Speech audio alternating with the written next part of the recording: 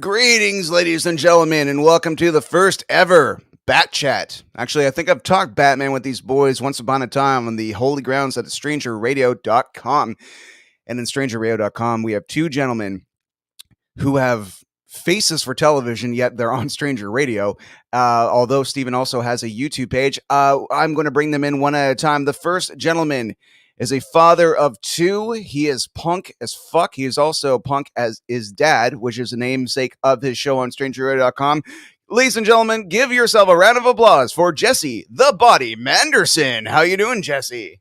Hey, brother. Glad to be here, man. Super stoked. So this is the first time you've ever been on the show, video-wise, but audio-wise, you've been on before. You're on the Stan Lee tribute, and we've talked to some Batman before because you are like one of the biggest Batman fans I know. Yes, correct? I've been waiting for another round of this, my friend, and on video. Yes, lucky. Yes, exactly. They can see all my mistakes now. Nice. So before we go any further, we're going to bring in our third guest and the Stranger Radio godfather. He's the god of pod. He's a cool dude.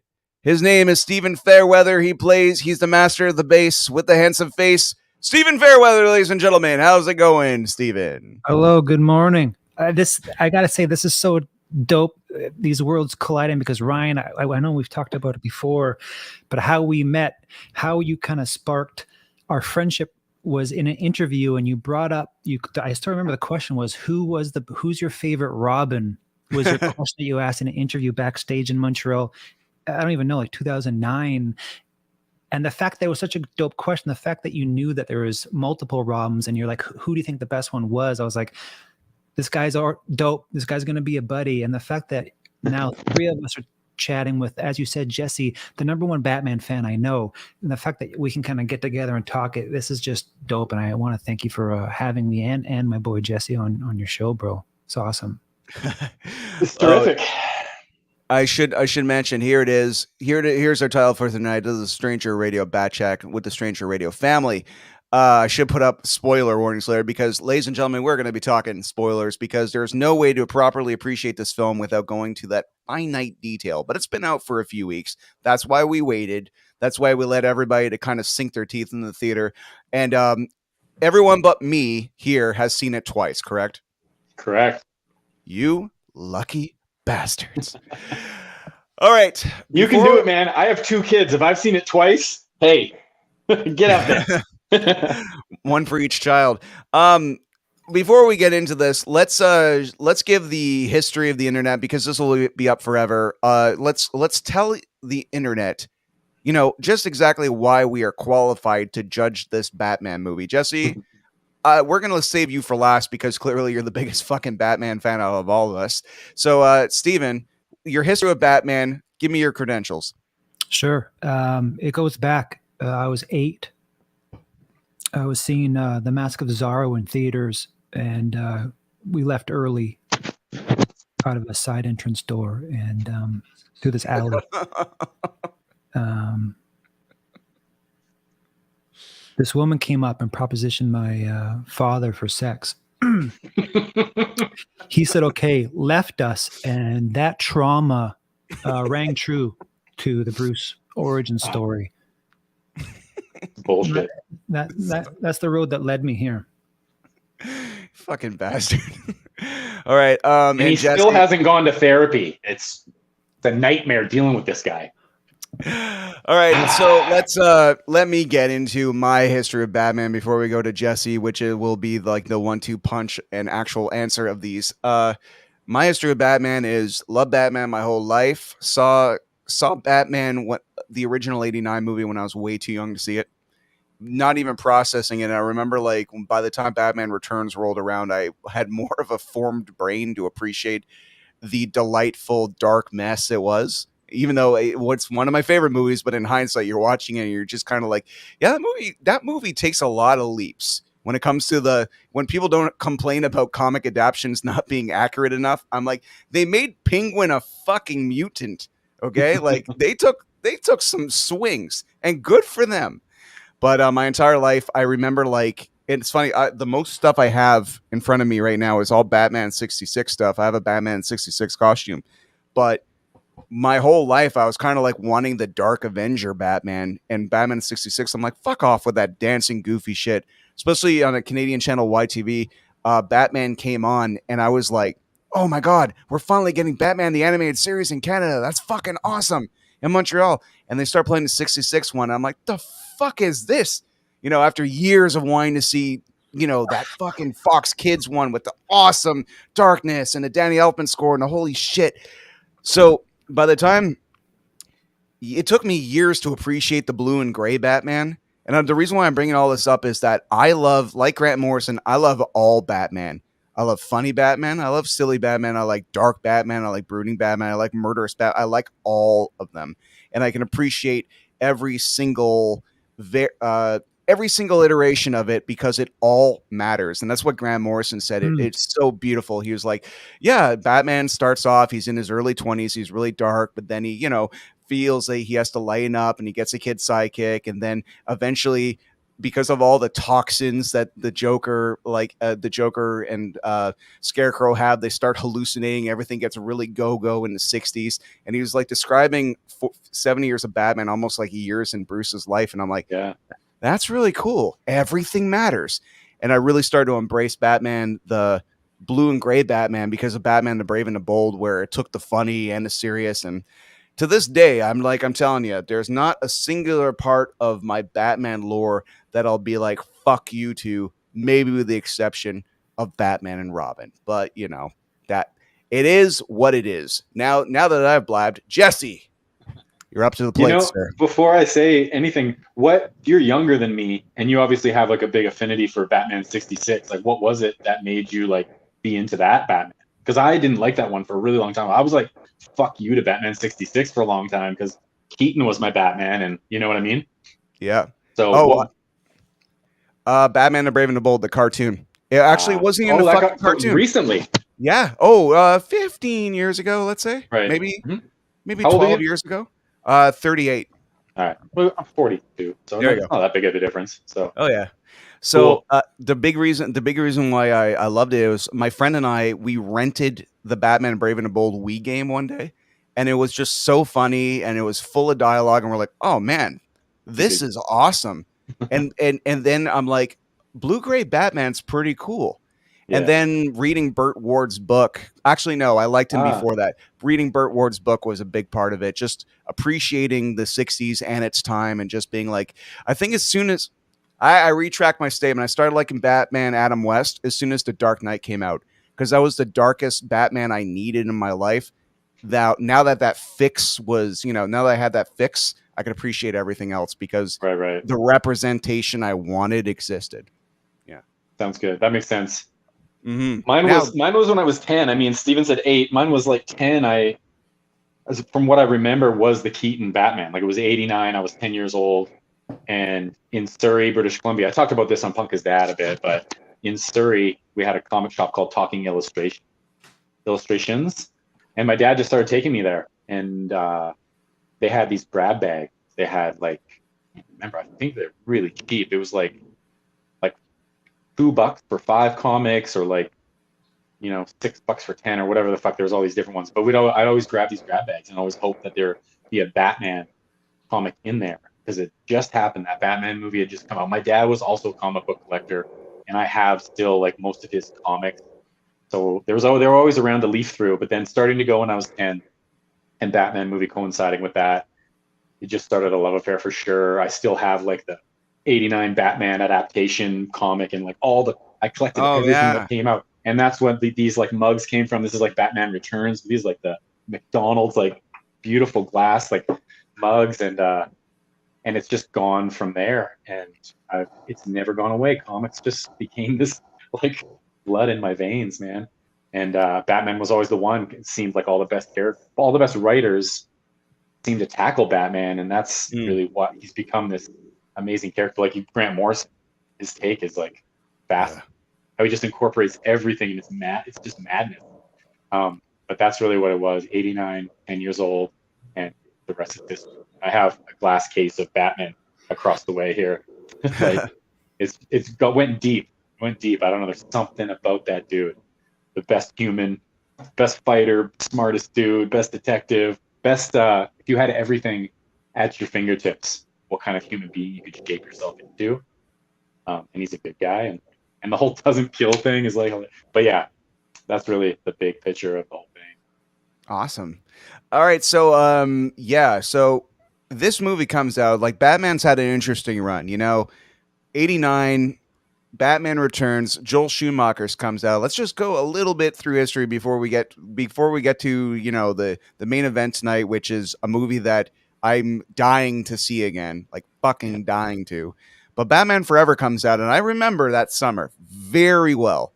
I remember seeing the posters forever. I was excited. I'm a huge Robin fan because I thought to myself, I can never be Batman, but I could hold Batman's beer and possibly swing around with him. That makes sense to me. That's why I like Batman Beyond. He's like a skinny kid. I'm like, Batman Beyond. That's who I would be. Yeah, that's my favorite. But anyways. Fuck yeah. So Batman Forever comes out. I remember that poster really well. They advertised the shit out of that. And I remember watching the movie and enjoying it, but leaving with this feeling of like a incompletion. I just felt something was still off, that was cool, but, and I'm wondering, did you guys have the same feeling about Batman Forever when it came out? Yeah, I mean, I remember thinking it was really fucking corny as hell. There you go. I don't know. It got like really shiny and like it went back to the campy. If I'm remembering right, it's been a while since I bought Batman Forever, but it went back again. Like the '66 thing I was mentioning, that was sort of like, I don't know, just an annoyance to me for some reason. I've come to embrace all of it. Isn't Batman Forever with the nipples too? Doesn't he have the nipples in Batman Forever? Yeah. So there's definitely a few things, but I love Robin too. I always loved Nightwing. Nightwing was like Dick. I mean, I always thought it was hilarious that a guy's name was Dick and everybody just called him Dick all the time. Like, I remember just being like 10 years old, I'm like, why are they calling him Dick? Like, I didn't understand. Yeah. And my dad's name is Richard and my middle name is Richard. So I was like, you can call someone named Richard Dick? But yeah, Batman Returns was a tough one to swallow. It was fun if you just like took yourself out of it. It's Batman. We're seeing Batman on a fucking screen. This is amazing. But yikes. Yeah, it should be enough. Fairweather, what about you? Did you like the premiere of Dick too? I hated it. I just want to say, I don't know if we've ever made this connection, Jesse, but there was a Talking Illustrations also in New Westminster, which was like a town or two over from where he went, which is where my dad worked. And that was where me and my brother would go like every week to pick up comics. So that's such a rad connection. And also, not to be whatever, but they're right across from me. Todd McFarlane, before he came out with Spawn, he was drawing Amazing Spider-Man, and we were huge fans of that. So when me and Mike, my brother, were little kids, we went to Talking Illustrations in New Westminster. There was maybe 13 people there to meet Todd McFarlane, and we bought. I have it framed next to me. I have an amazing. Maybe I should grab it, but it's an Amazing Spider-Man T-shirt signed by Todd McFarlane. That was my brother's, and that was given to me by his wife like 4 years ago, and I have it framed now. I had one too. I don't know where it went. I lost it, but that's just a beautiful kind of memory and a kind of cool connection that we have there. That's what it's all about, man. That was another whole, because there's Batman Spawn crossover comics that I got really into crossover comics for a long time when I was young too. I found this like there's multiple Batman Spawns and all I got into Spawn. Like I have Spawn. I bought the first I think 20 issues like in the collected because I got into it late, but then I have like Spawn up to like 150 because I just kept collecting it. And that's when I started collecting toys as well, was he started making toys and they looked fucking sick. And that's where my whole toy collection started, basically, aside from a couple that my dad had. And now like I have like all these toys. So Todd, I love fucking Todd McFarlane. And he's making all the toys again. He's making all the Batman toys. He got a license with DC and has made all these new toys. I have a couple of them. Fucking love it. And Talking That's awesome. So, Fairweather, you're blasting Batman Forever. Yes, hate it. Batman Forever. Oh yeah, you hated it. I did. I can appreciate things about it. I think George Clooney was an okay Bruce when he was just Bruce, because he's good looking and he's charming and charismatic. So that playboy-ness that Bruce has later in life, George Clooney is kind of like that, I think, in life. He's just like a charming dude. You kind of want to be around him or talk to him. He has that way to him. And then on the Val Kilmer one, I thought Val Kilmer, when he was in the bat suit, was actually okay. He played it kind of so straight, and I kind of liked that they hinted at him being kind of a psycho with the I think he was dating the girl who was like a therapist, and she was trying to get to the bottom of his trauma. And this new movie that we'll get into, The Batman, the Matt Reeves one, really explores that trauma part, but the part of him being, oh shit, this guy's actually fucked, like clinically fucked. I dug that was in it, but for the most part it was I didn't like it. I didn't like it. It was just so silly, but it was also a reaction, and it goes back to Jesse with your cup there from McDonald's. The whole thing about, and you guys probably know this, Ryan for sure, is the whole Schumacher thing was put in place because when Batman Returns came out, Penguin, as you said, was such a mutant and so gross. McDonald's couldn't sell the toys because it was scary to kids. And because of that, that's why they wanted to go back and have a reactionary to Tim Burton's Darkness and get Schumacher, because toys really drove that fucking vehicle and made it shitty. But I mean, it is just that... It hurts me to even say that. It's such a weird thing that like commerce can affect art in such a way where it's like, oh, your vision is so dark, we can't sell fucking toys with McNuggets, so like we're gonna get this fucking Schumacher dude to make it like fun again. And I don't know, everything has its place, like Jesse was saying, everything has its place where, like Ryan, like you said, you can appreciate all of it, and that's dope that it doesn't have to appreciate all of it now. As it was happening, no, I did not like Batman Forever or Batman and Robin. I can appreciate it now in hindsight. Yeah. Like if it comes on TV, I'll check it out for a bit at least and be like, oh yeah, this. But yeah. But compared to what we do now, it makes it look like so crazy. Like imagine if someone made Batman Forever now, that just came out after like having The Dark Knight and after having Batman the Animated Series, all that stuff, the success of it, and then someone makes Batman Returns. It'd be fucking mind blowing. Yeah, it's almost like I don't even know what you would call that. Like, yeah, just so weird to think about that. Well, it's directed to kids, right? I think one thing that we forget about, because we're middle-aged, whites, is that it's directed to fucking kids, right? Like there is a number for sure. There's like 3 or 4 or 5 direct-to-DVD Batman animated movies where he's straight up like, it's like Voltron, where he's like a Transformer Batman that connects to other Batman, and it's straight up. Yeah. And you got to remember, sometimes it's good to remember, like it's for those kids. Like this new one that we'll eventually get into, it's so not for kids. I had a friend that saw it who I really respect his opinion on shit, but he was like, and he's a super smart dude and into dope shit. He's a friend of ours. And I respect what he says, but he was like, he didn't like this new one because he thought it was lifeless. But then I'm like, well, I think we've been maybe conditioned to a bit of a cinematic Marvel filter to movies where there's an energy and a funness and a colorfulness. He said this new Batman it was lifeless, but I think when you're talking about a movie that's essentially a noir detective story, that's not going to be, it's not a movie that has a lot of life in it. It's not going to have a lot of color or life. There's not going to be any fun jokes. And I think we've maybe been spoiled in a way with the excitement that Marvel is, where a movie doesn't have to be really exciting. This movie, instead of having maybe life or that energy in it, it was far more about mood and tension. Like, I don't know if we're going to get into it right now, but it was far more about having something not be exciting, but the tension that this movie has.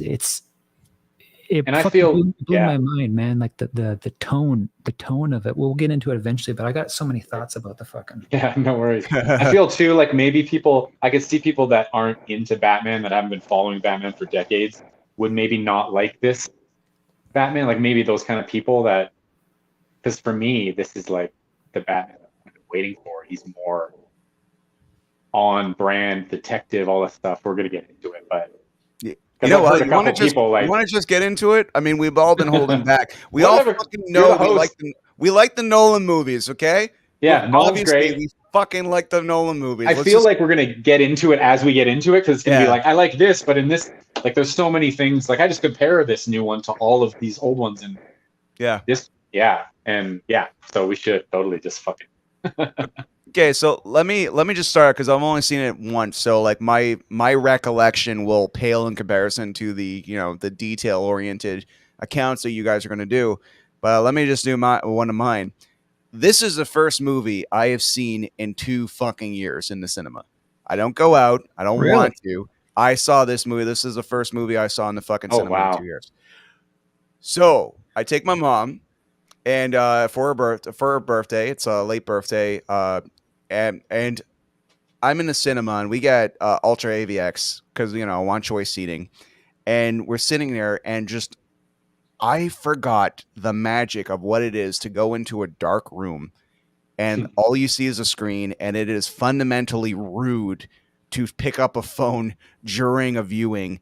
And, you're almost, according to society, conditioned to shut the fuck up and just and watch what's happening on screen. And at home, I got to say, I don't have that discipline. I try to, but I don't. So I'm watching this thing, and I'm watching it unfold, and the beginning happens, and all of a sudden, everything about a cinema and the magic it provides is perfect for the viewing of this specific Batman movie above all Batman movies. Because what I will take away, and my favorite part about this, is the goddamn footsteps. Holy shit. I love the fact it opens up, and you hear narration. For the first time, you've never fucking heard narration in any goddamn 30 plus fucking years of Batman. Yeah, his voiceover is huge for me. Never have a narration. Even the Dark Knight Returns movie didn't have anime movie didn't have narration. You hear the fucking narration, and you see criminals doing petty shit. They're spray painting stuff. They're doing this. They're breaking into something. They see the bat signal in the sky, and they're looking into the darkness like, uh-oh, he could be there. And he's not, but he could be there. And the superstitious element that he was trying to give to all these criminals is clearly working, because Batman is an urban legend. He's been around for about a year and a half, and just seeing them peer into the darkness, drop the spray can, and run the fuck away. And then you see you see something happening on a subway where a bunch of guys are dressed like clowns, and they're going after this one guy, and they're doing that thing that was very popular on the internet a few years ago, where a guy dressed as a clown would just, well, first of all, 2 things. Guys dressing up like clowns was a thing for a while, pre-COVID. I don't know why the fuck. And also running up to people on camera and knocking them out. Like, that was 2 popular internet things that is in this movie happening. And you feel helpless. You feel bad for this kid. Then all of a sudden you hear in the darkness, dong, dong, dong. Like a fucking, like Jurassic Park is about to fucking happen. Dong, dong. And he slowly emerges, and I'm like, that is a goddamn fucking entrance. Fuck. And I'm like, if I was watching at home, would I have had that same feeling of the massive screen with the loudest volume possible? And I'm just like, I have not felt this fucking alive in 2 fucking years. I'm like, literally felt everything that this thing was supposed to be happening. Yeah, well, I want to give her the same reaction. Like, she loves old Tim Burton Batman movies and very stylistic Batman, like gothic noir stuff, and isn't into the 7 idea as much as I am. But I just, furthermore, like, let's get into first impressions of the first scene with you guys. Let's actually go into this movie chronological as much as possible. Where did you guys see it first time, and first impressions of that opening scene? Should I go? I saw it at Alamo Draft House here in Colorado, which I go to see all my movies. It's fucking so dope. You get food served to you, and they literally have, speaking to like shut the fuck up and watch this movie, they have an announcement on the screen that's all animated, basically like, shut the fuck up, don't touch your phone, 1 warning, and you're out of here. So it's awesome.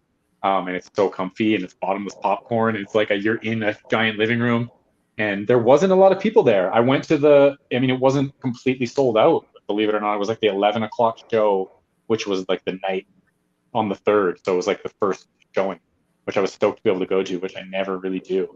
And it just opened up, and the Batman on the screen in red text just so fucking gnarly. Like right to what you're saying. Like on a TV screen, that's gonna look dope too. That red looks dope with the black. But on that huge screen, just the Batman. Like I've been waiting for this movie for fucking. Well, we've been waiting for this for 2 years. Yeah. And it seems like it crept up on us too, because it feels like I was like, oh, we gotta wait a year and a half for this, and then it's already here. Like so dope. But that opening scene, I think it opened with that Riddler scene, right, where he gets the DA or whoever the fuck that dude is. I can't remember. That was that was a brutal opening scene. Him like hammering that dude's head with the carpet tool. That was brutal and surprising. I didn't necessarily think it was going to open up with something like that. And then it cuts straight to the shot of the street and Bruce voiceover, inner monologue, and his thing like 2 years of the night has made me a nocturnal creature. Like just so like we've never seen his inner monologue like this before. His inner monologue is everything in the comic book. The Black Case book is everything. Like it's everything. And not having that in movies, not having the detective stuff that we see later on, that just blasted me into like complete fucking ecstasy. Like seeing that and him stalking as Bruce, talking about becoming this creature and what the street is and what he's doing. Oh my God. Like I wanted to just rewind it and watch it again. And there's so many scenes like that. I just wanted to pause and stare at him in that owl that looked so perfect on his fucking head. Like they cut it perfectly. I'm cutting to out of all them. I'm cutting to this point, but that's been one of my biggest things with all the Batman movies is I always feel like there's always a point in the movie where they look weird. They don't look right. Like there's stuff in The Dark Knight where he's like in the precinct where they're in the basement or whatever, and there's some kind of clue, and Bale comes down there and it cuts to him and it's just on the wrong angle. His face looks really flat. The round cut around his mouth instead of the big thing that's supposed to be like, no, it's always been a little bit wrong, no matter how good the movie's been. And I just feel like the way they filmed it, all the angles that they catch when he's like moving really slow, and the way it fits his head and the way he can move, like it's just he's so contemplative in it. Like it just looks it's the most perfect bat suit. I'll cut right to it. It's the best bat suit. It's the best Batman. It's the best Batman movie that we've had. Suck it. I love that. I love Batman Begins. The Dark Knight, obviously. Joker. That's a Joker movie. Yeah. Batman. But yes, The Dark Knight is a Joker movie that Batman is in. I will totally fucking say that and just a pure shout out to I know exactly where Heath Ledger got his Joker from. It's from that dude, that singer who played Renfield in Dracula. Tom Waits. Tom Waits is drunk. Tom Waits. Tom Waits is drunk on an Australian interview. Oh, he's frozen. Oh, I am? Not for me. Okay. Oh, is it you? Is it me? Maybe, I don't know. Are you back, Steven? Yeah. All right, cool. Steven, before I rant on and stuff like that, tell me where you saw this movie the first time and first impressions of the beginning of the movie. If it was definitely the best opening. I'm in agreement with you guys, but it's such an amazing opening. I mean, how it's shot.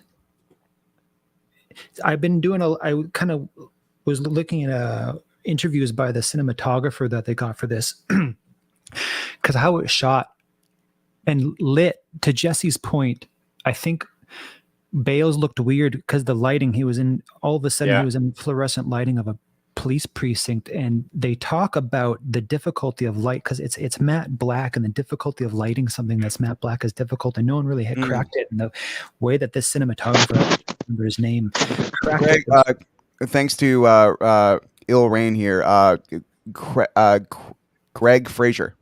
He killed it. He did the Dune movie. They worked together, Matt Reeves and him, on the Let the Right One In remake, the American remake of that, I think, Swedish Vampire Kids movie that was beautiful. So it was beautifully shot, and a huge reason for it is they went and they got they used like a new camera for the nerds out there. I'll make it quick. They used a new digital camera, but then they put the negatives onto like 35 millimeter film, so it looked grainy. But then they also got lenses from the 70s because they wanted that 70s like Chinatown or Taxi Driver look, and they went and got lenses from the 70s that are, Matt Reeves called them broken.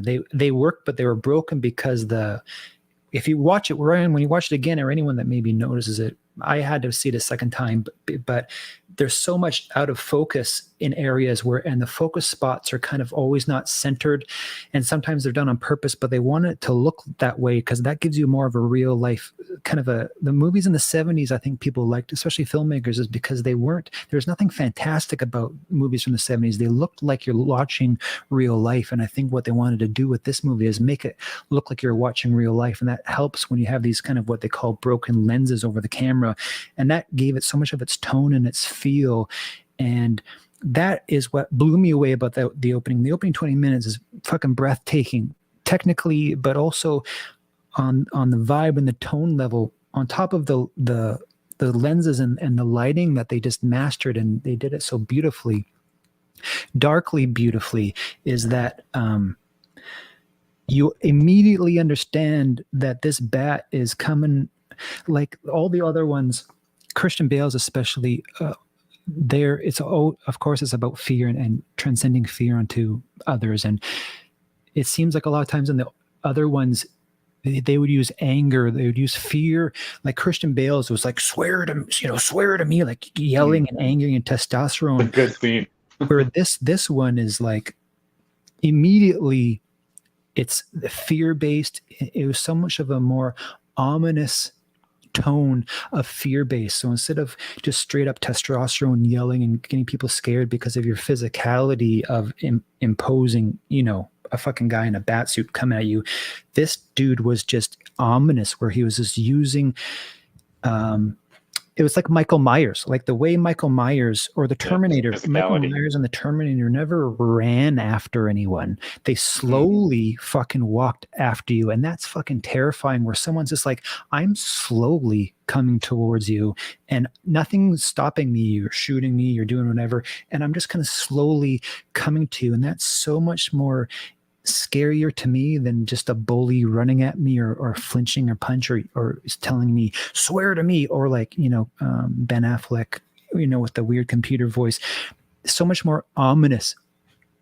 And that struck me. And also something that you can kind of catch too is he was always so on edge that whenever you looked at, as Jesse kind of talked about, the Batman we've always been hoping for is the world's greatest detective and just the smartest guy in the room, really Sherlock. You want a Sherlock Holmes level intellect, but we've always been given Batman that is just kind of action movie guy punching dudes, but it's like watching a Sherlock Holmes movie and all he does is fight guys. You want to see Sherlock Holmes be like Sherlock Holmes. And one important thing off of the page, off of the script that an actor does, I think that Robert did perfectly, was whenever there's so many, when you watch it again, Ryan, for the second time, there's so many beautiful close-ups of him. And what he can do as an actor is he always seems like his gears are turning in his mind. He always looks like he's in thought, which he should be. He should always be in thought. And the way he always looks like he's in thought and processing, and it's just something he does with his eyes, and the tension he does in his mouth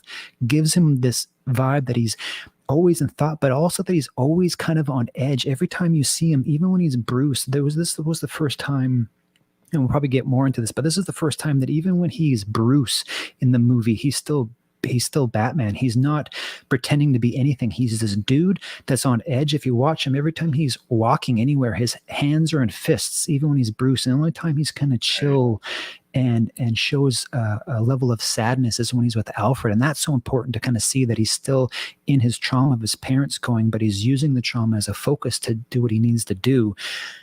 And that fucking blew me away. The only time is when he sees and we'll get into it, when he sees the kid, the mayor's son at the funeral. It raises the hair on my arms. If you watch his eyes, it gets me choked up. When you look at his eyes at that part in the funeral, at the end of the edit, his eyes start welling up. Just a little bit of tears are coming up into his eyes when he's watching this kid. That's obviously a metaphor of him losing his parents.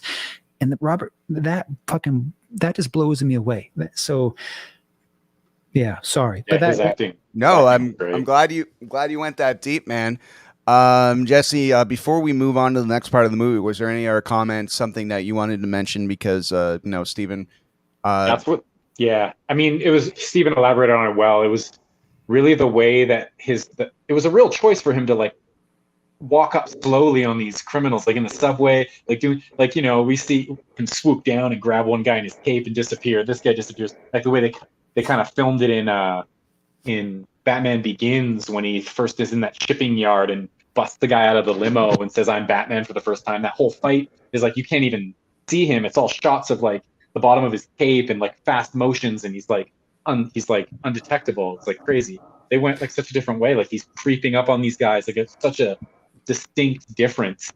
And I could see how some people would find it weird that what's Batman doing? He's just, but this is a different Batman, and like the contemplation and everything in his motion. Steven and I were talking about once, and he was saying like, I wonder if he has like dancing training or like ballet training, because it seemed the way he knew how to move his body and catch these angles and move really slow, and then he always seemed like contemplative, like how he said the tension in his mouth, the way he used his eyes and that mask, like it spoke so many fucking things. And that one scene, which was one of my favorite scenes that I wanted to just rewind so many times, is when the cop stops him.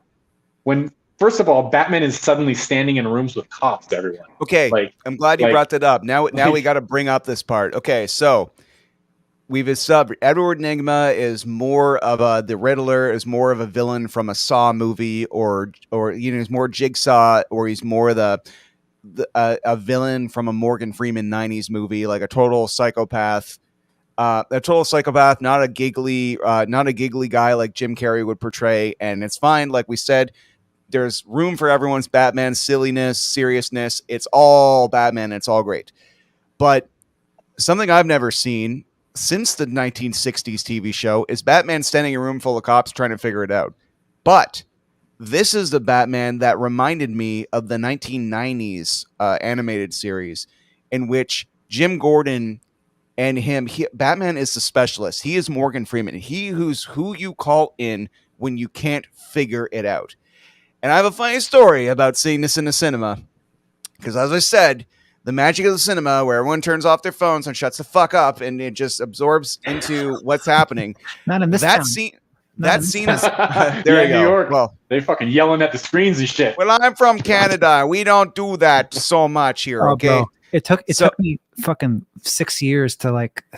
I have a mantra, like, I'm not in my living room. Why am I upset? Yeah. This isn't my house. Like, they can do whatever the fuck they want. Sorry, Ryan. Oh, it's all. We're getting great. Hey, Ray Howard in the house. One of the most talented humans I've ever fucking met. Love Ray Howard. Ray Howard. He was telling me, he's like, dude, Batman's fucking great. I'm like, dude, I haven't seen it yet. Please, for the love of God. but Ray's like one of the smartest guys I know, and fucking a great mind, especially when it comes to analytical stuff about superhero entertainment. Ray, I fucking love you. I'm watching this movie. And in the trailers, when you hear that Nirvana song, which is in the movie too, and it just sets the fucking tone, because you're like, A, think of the 90s. B, everyone's miserable and it's awesome.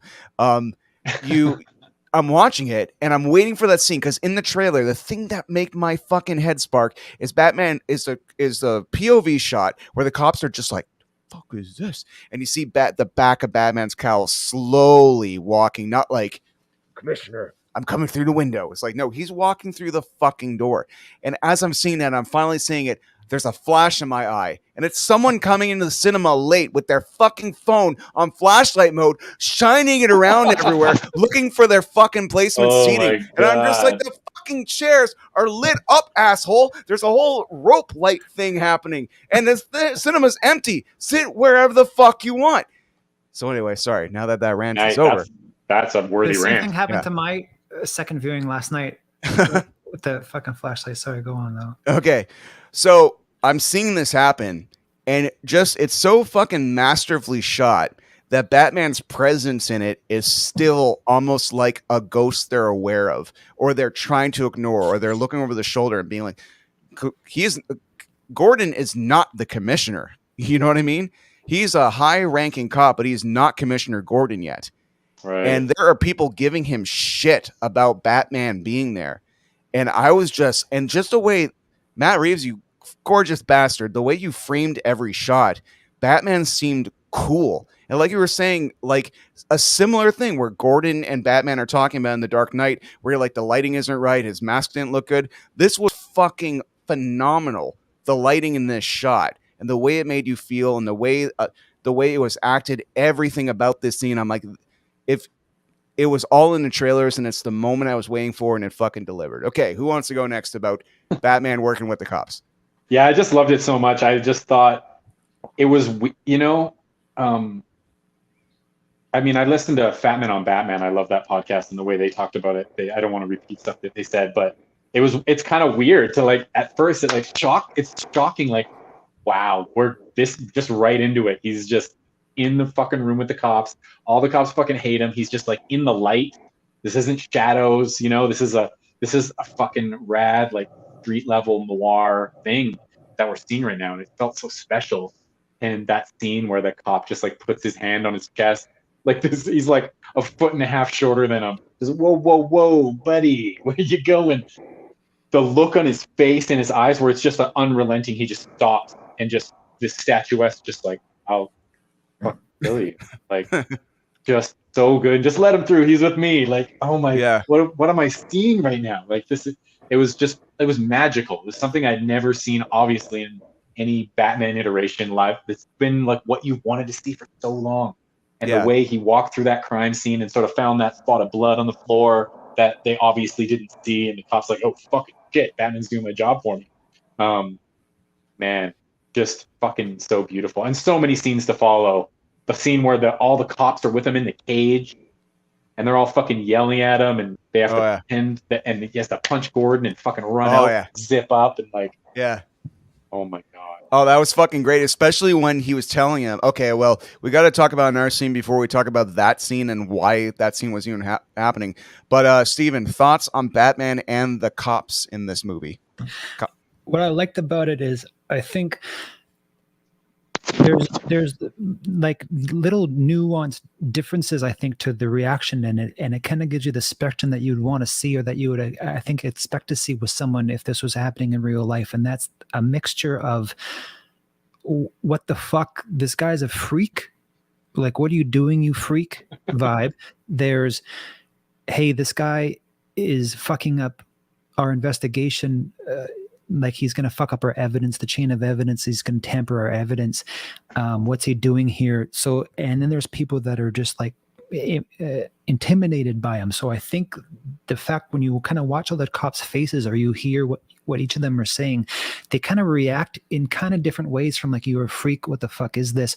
Oh my God, what is this? Why are you touching our shit? Hey, Captain, is this okay? And that's kind of an amazing kind of a spectrum of a reaction to what you would want or expect real cops to kind of to do, and also maybe a little bit of a worriness that, like, if they're in, spoilers of course, if they're in on the big end game of it all, is this guy going to figure it out? But also it establishes something that's kind of unsaid that I thought was amazingly done too, is that there's this trust between him and Gordon. They're obviously tight and in a huge trust. They even say at one point, the only person I trust is you, when Gordon talks to Bats. And that shows that there's a history here. And I think if you maybe put the cards together yourself, at the very end of the movie, we of course meet the Riddler's next door neighbor in Arkham, who was put into Arkham. And I like to think maybe because they obviously have worked the case before, so maybe the way that guy that we'll talk about eventually, Riddler's neighbor in Arkham, was put away. And I like to think that maybe that was the case that brought Batman and Gordon together, that made them the team, because there's obviously this trust. We don't even have to establish a storyline or an arc of them being not sure of each other like we did with Bale and Christopher Nolan's Batman, where they had to learn each other and then learn trust. There's already a trust established, and it's kind of like them two against the world. And the fact that we're just jumping into that they're just hinting, hey, I've been doing this with you for 2 years, or I only trust you. Fuck all these fucking cops. I'm a cop, but fuck all these guys. I only trust you, Gordon, talking to Bats. The fact that the Bat signal isn't even on the police building, it's on some abandoned building, because he's not allowed to be buddies with them. But the fact that he is, the signal was some random place. Yeah, that's true. I know, right? He had to go call him. An abandoned building from the renewal project.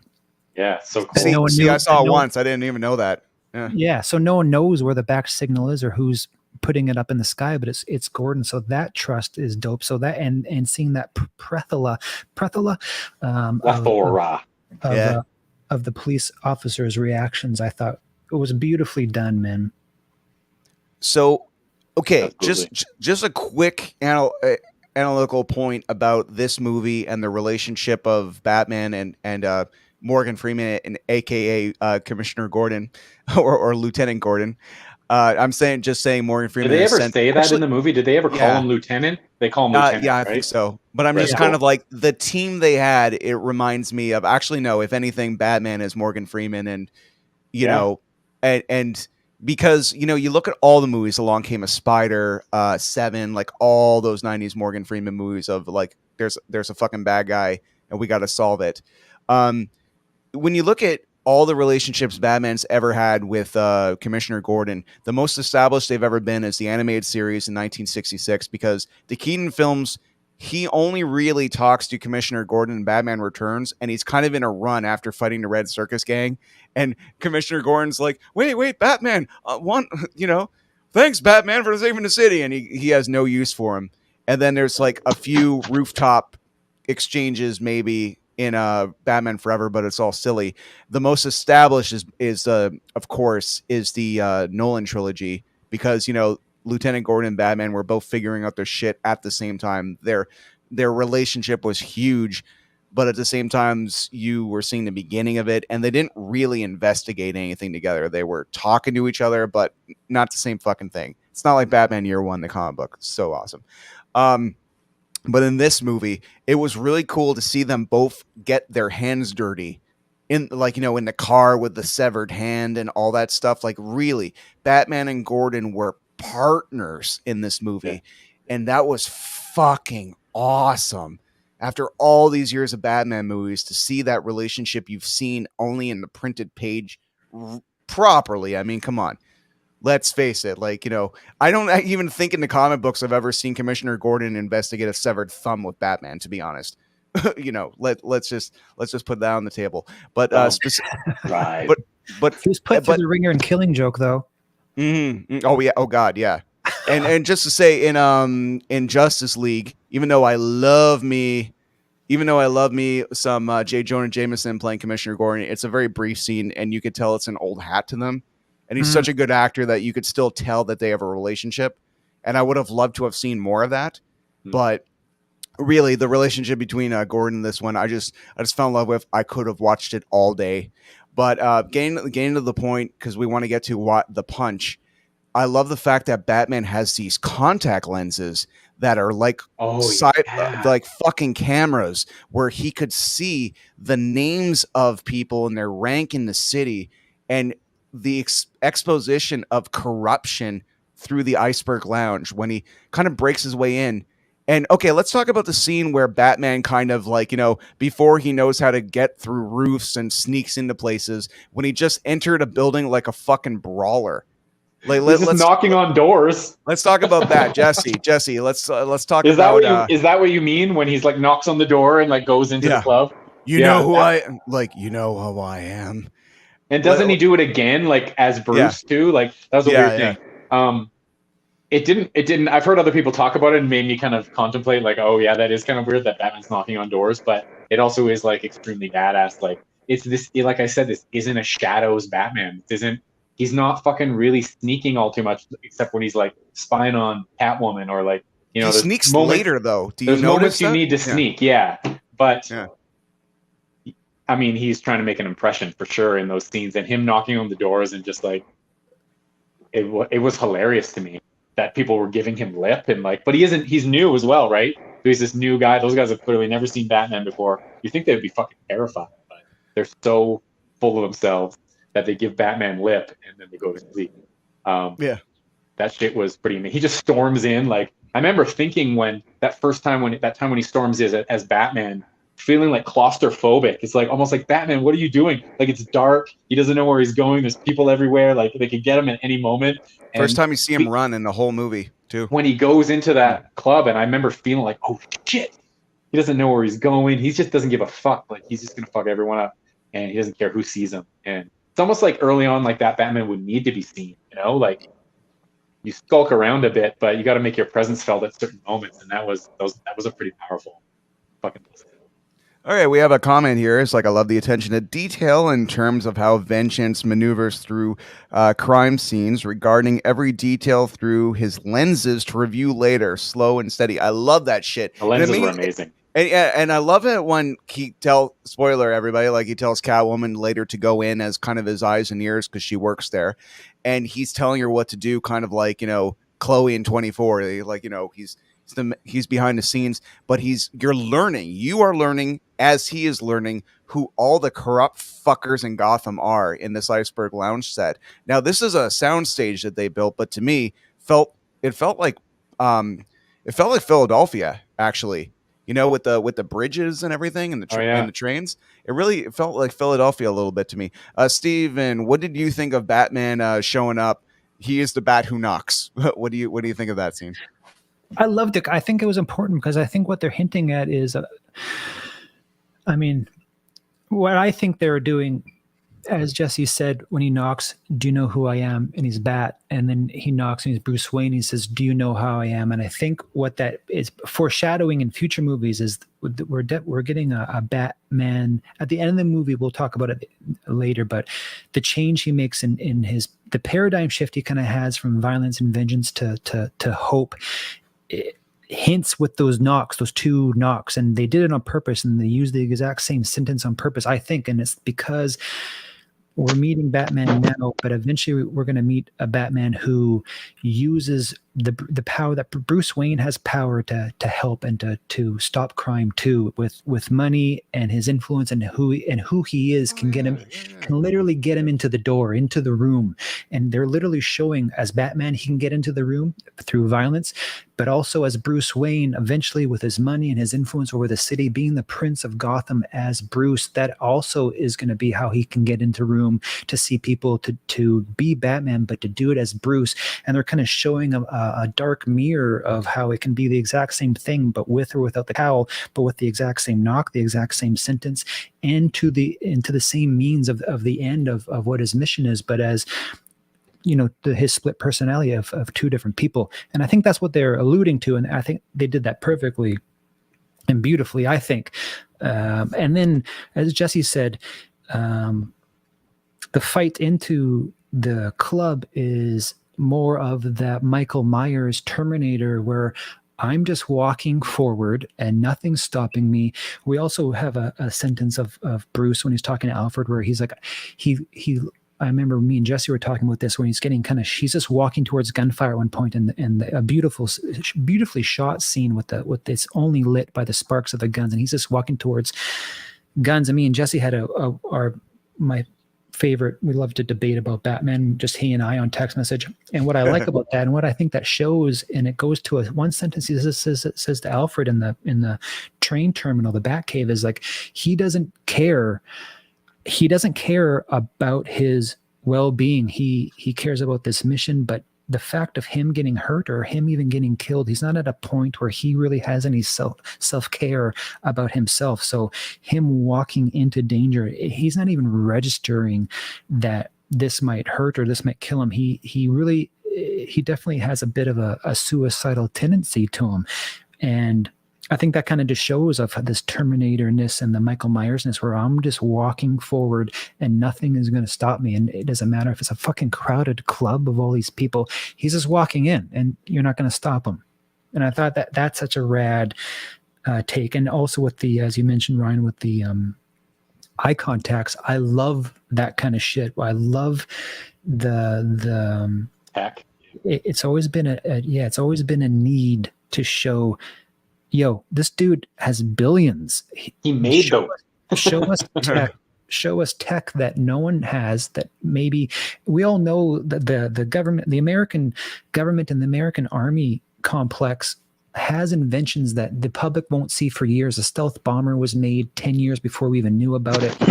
There's weapons and there's tech that because the American people put so much money into invention here, things are being invented and the public doesn't know about it till fucking years later. So I love seeing a hint of this future tech that Batman would have his hands on, because he has fucking billions of dollars to spend it on or develop it with, and that's such a huge part that I love. I wish there was more of it, but maybe in the newer movies there will be. For sure. Well, speaking of that tech too, his suit must have been fucking teched right the fuck out, because they shot him point blank like a dozen times in this movie, like in his fucking arms and his like straight in his chest. Like, it's fucking mind blowing how many bullets he took in this fucking thing. But also, I love him getting knocked out too all the fucking time though, man. I like it when my Batman's not like, he's in year 2. Of course he's not going to be the brawler that Affleck was. We got to see Affleck like in his Tom Brady phase. Fuck. Like, just like, I've had 20 Super Bowls. What's another one? And that, and I love to dip into the Batman v Superman, like fight shape that Affleck was in. But I love seeing a guy figuring it out. So sorry, Steven, please keep going. But I'm just like, I like seeing an imperfect Batman learn things. A big shout out, by the way, everybody. Read Earth 1, Batman Earth 1. So good. Much shit in this movie, including his mom being an Arkham, is all from fucking Batman Earth 1. And he like slips on the rooftop and like. Yeah, it's fucking rad. Ooh. Batman Earth 1 by Jeff Johns is fucking amazing. Anyway, please continue, Steven. I totally interrupt. Yeah, I agree. I feel I agree with both of you guys, but it's also contradictory because I feel his suit was this amazing new tech that could stop bullets, but at the same time, if he gets hit point blank at a shotgun, he's almost passed out where he has to use, again, spoiler alert, but the venom to come to, but also the hint that it's imperfect. When you look at his cowl, you can obviously see it's been sewn together. It's very much Batman 66 with the marks and shit. It's like totally Batman 66, but it looks so good. Yeah, it's not like a Christian Bale or any of the other Batman cowls or these perfectly molded things. Where his is like you can see the stitching in it, you can see the imperfections of it. So it looks like Gotham by Gaslight. Totally. So it is showing an imperfectness to it, where it's just he's making it. It's kind of like his car, right? His car is kind of.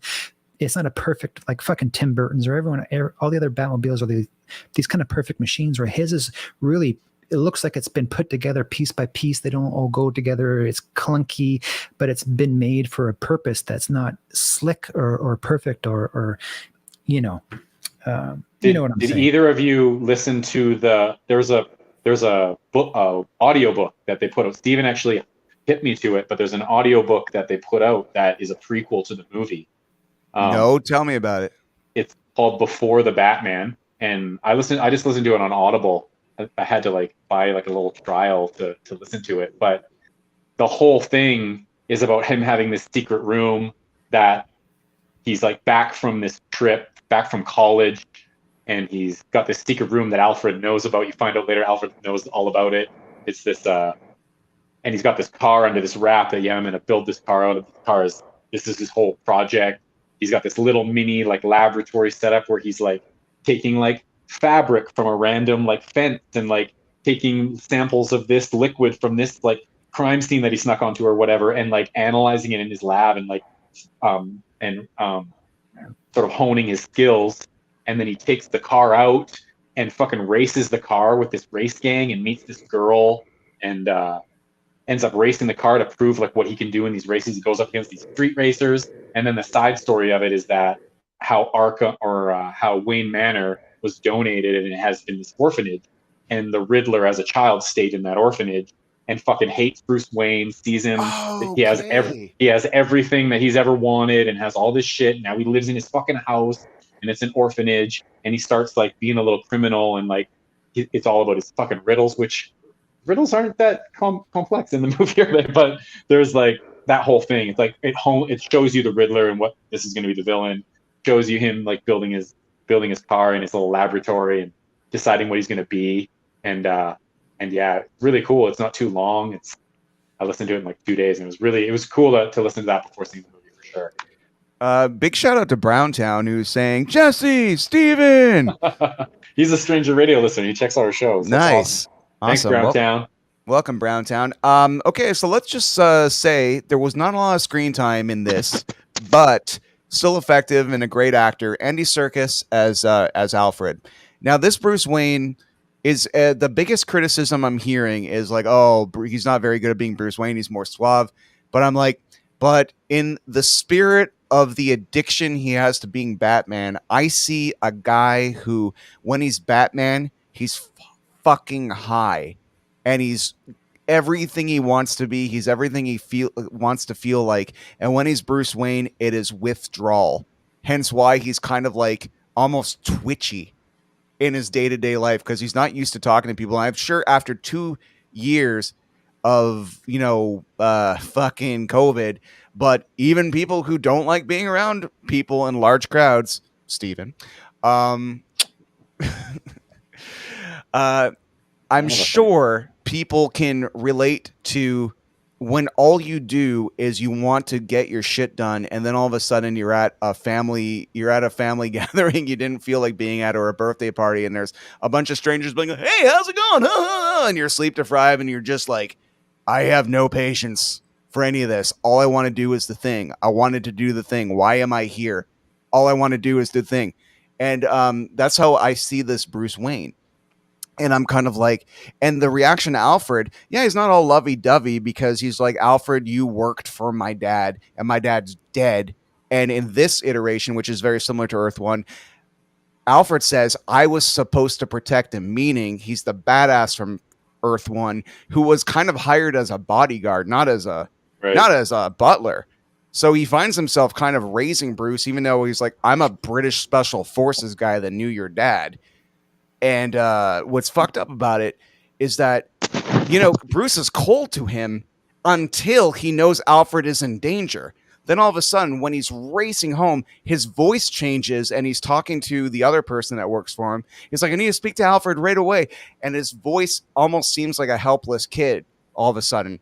And he's then losing his parents all over again. Yeah. Yeah. So let's talk about the Alfred relationship with, the handsome homebody, Steven Fairweather. It was, I think what you're saying hits to what they're even trying to get at, Ryan, and it's rad that you felt that vibe, and it's also why Matt Reeves hit us over the head with that Nirvana song, Something in the Way, and when he writes to music, and when that song came up, he talks about how it made a turn in his writing, because he started thinking of Kurt Cobain, and we all remember Kurt Cobain, and he was so, to Ryan, to your point, Kurt Cobain hated, as you talked, about crowds and stuff, and with Bruce, Kurt Cobain hated kind of what he became, or what he was, and which was a celebrity, and the attention that he got, and I can understand how uncomfortable that would be to be in line buying bread and you're getting stared at. And Kurt Cobain hated that side of fame. All he wanted to do was be a musician, be an artist, and perform, and everything that came along with it, with the attention and the hate and even the love and the forced celebrity, is something that eventually kind of, I think, is a reason why he took his life. And that he had a huge part to do with Matt Reeves' writing and this iteration of Bruce, where he doesn't want anything to do with who Bruce Wayne is, the life when he has the partners come over from Wayne Enterprises. He wants nothing to do with that part of his life. And again, as you guys are both saying, we're meeting Bruce at a time where he doesn't understand that part of his life, that inheritance that he gets from his parents, and the money and the wealth and the power that comes with being the Prince of Gotham, with the influence and all that money, can help out so many people. He hasn't realized that yet. He eventually will, and at the end he kind of does, but he hasn't really taken that in yet. And I think the relation with Alfred is kind of the sweetest. We see a romantic sweetness where he has an attraction to Selena Kyle that's really mirrored to the book that Jesse was talked about. The girl that he kind of likes in that book is a lot kind of like Selena Kyle. She's kind of like a rebellious woman as well. So it kind of mirrors his first love with Selena. So we see a little bit of that, but a true sweetness we see with him and Alfred. But it goes beyond a sweetness where, like you said, Ryan, to your point, there's a sadness to it. It's the only time where he kind of shows us a sadness, and it's not a sadness like a emo-y sadness. It's a sadness where he's like I was kind of saying before, he's using the sadness to focus himself towards the end goal. And the fact that he has that relationship with Alfred, that he lets him in to see that, is such an amazing thing. And I think Alfred, I don't know if Alfred cares all too much about, I don't think, I mean, he obviously cares about, doing good and being a part of justice, but I think his guilt and his trauma of losing the people that he was assigned to protect is what's kind of pushing him towards to helping Bruce, solving these riddles, solving the codes and all that shit is kind of his way to connect. I think it's a way where if you have someone that's traumatized like Bruce is, your way to connect is you want to kind of have something in common. And I think a bridge of him, and the only line I really didn't care for was "You're not my father, Alfred," which I feel is a lazy line in writing, but I think that's establishing a point where they're at. And I think maybe Alfred's tendencies to getting into the Batman world with him is his way to bridge the gap between being a bodyguard from a servant into a father figure. And it's their way of connecting, and their way of growing down and having that relationship isn't about, this is them going to family therapy together is kind of what we're seeing. And it's kind of maybe Alfred's way in. And I think Bruce maybe knows that. And I think he was threatened when we thought that we lost Alfred. I think that was the moment where maybe Bruce realizes what that relationship was too, was like, this is all I have. And it's this guy who's trying to connect. At the same time, it's a beautifully complicated scene because there's lies, but we were only upset with people that lie to us when we have that love and that connection. So it shows on a lot of different levels that love and that trust that seems to be shattered by Bruce and Alfred. And I thought he did it well. And also, Ryan, to your point, they totally did pull from, was it Year One or? Yeah. Batman Earth One. Earth One, where it's like, he even isn't he also, Jesse, you also know this, doesn't he also have a cane? Like Alfred has like a limp and a cane, kind of showing like, oh, this dude was in the thick of it at one point. That is probably an army or a battle wound that he now limps at. So he can't fight like he used to. So he has to be in this position of service to his buddy Thomas, So I thought it was beautiful. I like Andy Serkis. I think he's a good actor. And I thought he killed it, man. They could have went with so many people and bigger names, but obviously him and the director have a connection from all of the Ape movies that they did together, with him doing the motion capture over a trilogy. So I thought it was great. I'm looking forward to seeing, if they make us, I'm sure they will. This movie made all the money. I'm looking forward to seeing the relationship where Bruce starts to figure out how to use his Bruce Wayne-ness, and Alfred kind of like, I'm sure Alfred at one point, given the fact that it's clearly indicated that Alfred taught Bruce how to fight. Like, that's the thing. He's like, I can't do much. I can teach you how to fight. And Bruce is a good fucking fighter, so I'm sure Alfred could hold his own too. And I love that. And that strictly came from Earth One. Strictly. That was Earth One. It's a dope line, but to the book that Jesse was speaking of, they talk that actually in Bruce's life, in between high school and college or after college, he went to a different college each year to study different forensics and science and all that kind of shit. Oh, I want to fucking hear this goddamn audiobook before the Batman, everybody. And he went all around the world to the different countries, and in each different country, he learned different martial arts from different martial arts masters. If I'm remembering that right, Jesse. Yeah. So they allude to that. Alfred gave him some fighting, which is dope, but him becoming the essentially the ninja master, I think it has to do a little bit with it. When someone is as brilliant as Bruce, it's like Stephen Strange, right? Like he's brilliant at sorcery because he has a photographic memory, and it's not like he has an extra power. He just has such a brilliant mind. He can remember everything he ever reads from all of those spell books, which makes him the sorcerer supreme in a way. And I think maybe Bruce to a way where it's not that he's physically talented like the top UFC fighters in the world, but because his mind is so sharp and so brilliant that he possibly has a photographic memory for lessons, and that alludes to learning these different martial arts. It doesn't fade in his memory. It's all there that he can reach for, and that's an amazing kind of a note that they added, I thought. Yeah. So we go into let's talk about Bruce's parents a little bit. So Bruce's dad. And a big part of this is that there's this huge conspiracy and corruption and a cover up, And you find out that Bruce's dad is somewhat part of it, but not to the same degree as other people are. But his mother was an Arkham and had a history of mental illness. Now I believe that is very cool. Also, Batman Earth 1, everybody. I swear to fucking, if you guys don't like Batman Earth 1, I will give you $5. Like I promise it is great. I like it. I promise it is great. No, I'm talking to the internet. Read more of it. It's wonderful. It's all sold as a one-shot graphic novel. They don't even have individual issues. It just comes out every few years as one full story. It's so cool. And this is a Batman that's very grounded, and its gadgets fuck up, and it's very cool. So in Batman Earth 1, Martha Arkham has a history of mental illness, and I think that makes perfect sense because Bruce is a little crazy. Oh, yeah. And you got to be a little crazy to do what he's got to do, right? So I really like this. Thoughts on the parents, and we don't get the same closeness of Batman Begins, of course. It's all through photographs and videos and the impression of Thomas Wayne. But what do you guys think of the parents in this movie? I thought it was really cool, and it made me think about the Flashpoint, Batman Flashpoint series, how, in that universe, Bruce died, Thomas becomes Batman, and then you learn at the end of the Batman Flashpoint graphic novel, spoilers, that Martha becomes the Joker. Yeah. In the animated movie too, though, and that fucking ruled. Yeah. But Flashpoint that book is fucking sick. If you haven't read Batman Flashpoint, like, to anybody else, the whole Flashpoint universe is cool, but the Batman Flashpoint, and it's the Edward Riso, I think, is that artist, and it's super blocky and fucking sick looking, and that Batman is so sick. But digressing, I thought that part was really interesting about the Batman movie, about how she's a little crazy. There needs to be more, it feels like, to create this whole universe.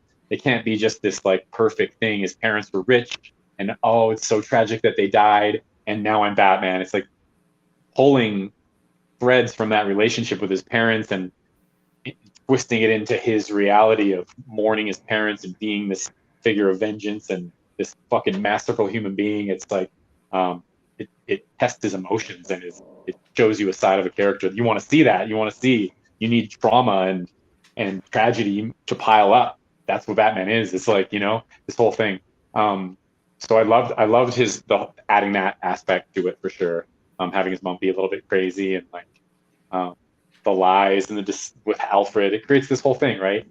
I did want to say too, I just didn't get comment before, but his whole thing about not being enough Bruce Wayne, that was one of my things in the movie, was like, oh yeah, he's kind of like he hasn't developed this character yet, because he is Batman. Bruce is secondary, but it feels like in the next movies, like, we're gonna see him more playboy, more like using that character as a tool more. Like, I think you guys alluded to, is like, he can get indoors, he can see people, he can influence people as Bruce way more than he is. The woman alluding to it, like, you're not doing anything for the city. Your parents were huge philanthropists. Like, what the fuck are you doing? And I don't give a fuck. Like, go away. Like, I'm out there doing lots for the city. But he's gonna, if they do it right in the next two movies, they're gonna incorporate those two way more. We're gonna see a way more fleshed out Bruce. The second half of this movie was like, it's interesting when you look at the soundtrack of this movie. I was noticing the titles of the songs, and there's one of the titles of the songs is Batman's True Calling, and I couldn't remember what it links up to in the movies, but it feels like at the end, when he's like, as they said in Batman on Batman, he's an EMT all of a sudden, and he's down there like saving people from this flood, which we can get into the things that are weird about the movie. The flood is one of the weird things, like, all of a sudden the city's flooding, there's just this wall that you blow up and then the whole city floods. It's like, what the fuck? But I feel the whole Bruce thing will be developed further. It's like it's year two. He's an insomniac. He's trying to develop this monster, and then we'll see Bruce and see this fleshed out fucking genius of a human being. Hopefully we'll see more of that. But yeah, that's what I want to do. Because it bothered me. I was like, where's Bruce? I will say this right before, Steven, I want to ask you about your thoughts on Batman's parents. I just want to say very quickly that in Batman Returns, I think it takes about 35 minutes for Batman to show up.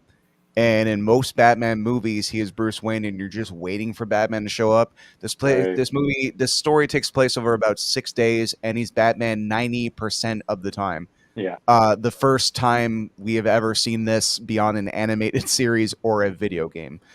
Steven, what do you think of the Batman's parents and his relationship to them, and like, you know, everything else about the Waynes? Yeah.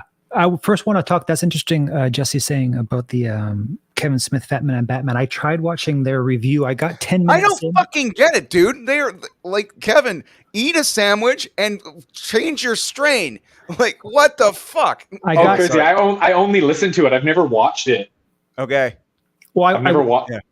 Go for it. I'm just speaking of like what they were talking about. I only watched the first 10 minutes, so I'm not being super fair, but they weren't feeling it, and I want to go point by point in the first 10 minutes because I had so many fucking arguments and debates what Mark Bernardin was, and they're writers, they should know better, but they missed the point on in the first 10-15 minutes. They missed so many points of what I think they're actually. I mean, I'm fucking idiot, but I feel everything that they weren't feeling, there was reasons for what I think that they were doing that they fucking missed completely. And it's interesting what Jesse said, because I couldn't disagree more. The flood at the end was hugely important because it shows and we'll get to the parents in a second, please, if that's okay. Oh, fuck it, whatever. Talk about what you want. The flood was super important because everything we've ever seen with Bats is this movie doesn't end. This movie doesn't crescendo with a huge, you know, it kind of reminds me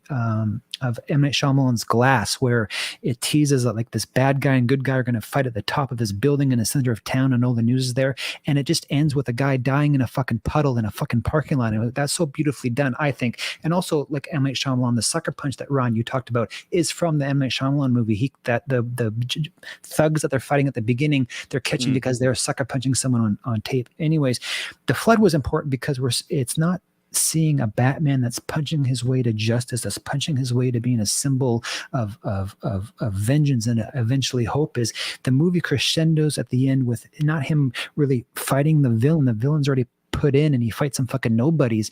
The movie ends and crescendos with him actually helping people. He's not fucking punching nobody. He ain't even fucking saying nothing. There's a emergency where the city is getting flooded, which looked beautifully shot. And he's just straight up, I'm getting in here and I'm just going to help people. I'm not punching my way out. I'm not doing nothing. I'm not hiding in shadows anymore. The sun is literally coming up. I'm in the daylight now and I'm helping people. And it was such a beautiful scene. It made me fucking emotional, guys. The second time. I feel you. The second I feel time, you, man. The second time I'll finish this. No, go.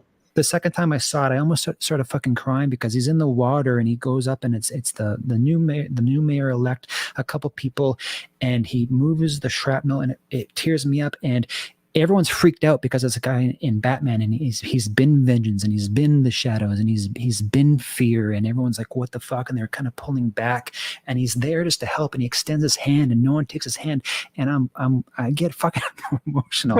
But the hand that you see that comes out is the fucking little kid, the orphan kid who's you meet at the beginning, and he's the one, he trusts Batman. He extends his hand. That's the hand that you see join is the hand of the kid who actually knows this guy you can trust. This guy is here to help me, and it's him leading them out like fucking Pied Piper and the Snakes. Happy St. Patrick's Day, everybody, out of the water, into the darkness, into the fucking light, and it's ending with him just helping and saving. It says on the news report, Batman saves hundreds. It wasn't like Batman punches Riddler, Batman has the Joker, Batman is hiding in the shadows. Batman saves hundreds, and that is the most hugely important thing and powerful thing. And it wasn't ending with a pow and a zap. It was ending with a fucking hand out and a hand up and a hand into the light and a hand into a EMT helicopter.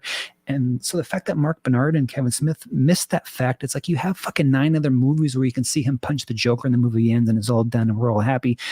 It's been done. This is something different and it's something more meaningful, I think, and especially, you know, in today's age, yada yada yada. Boy, my arm's tired. Sorry. No, that was that was beautiful. Go for it, Jesse. It was beautiful. I totally understood the importance of like the flood happening. I was like, I just found it weird that it was so easy to flood the city. It's like, I'm going to blow this one wall up. And there was no like foreshadowing to it. Like, oh, there's this wall around the city. We have this water. It just seemed to like happen. but there is foreshadowing to it. I think from the opening scene with when you're seeing the decrepitness of the city, someone's literally spraying broke on the bank of Gotham, showing that this city is broken. So many of the buildings are like where the bat signal is are abandoned and not done because of that renewal, because Thomas Wayne was killed and billions of dollars went to the mafia and the city became fucking what Detroit became. The city went broke. Everything is broken.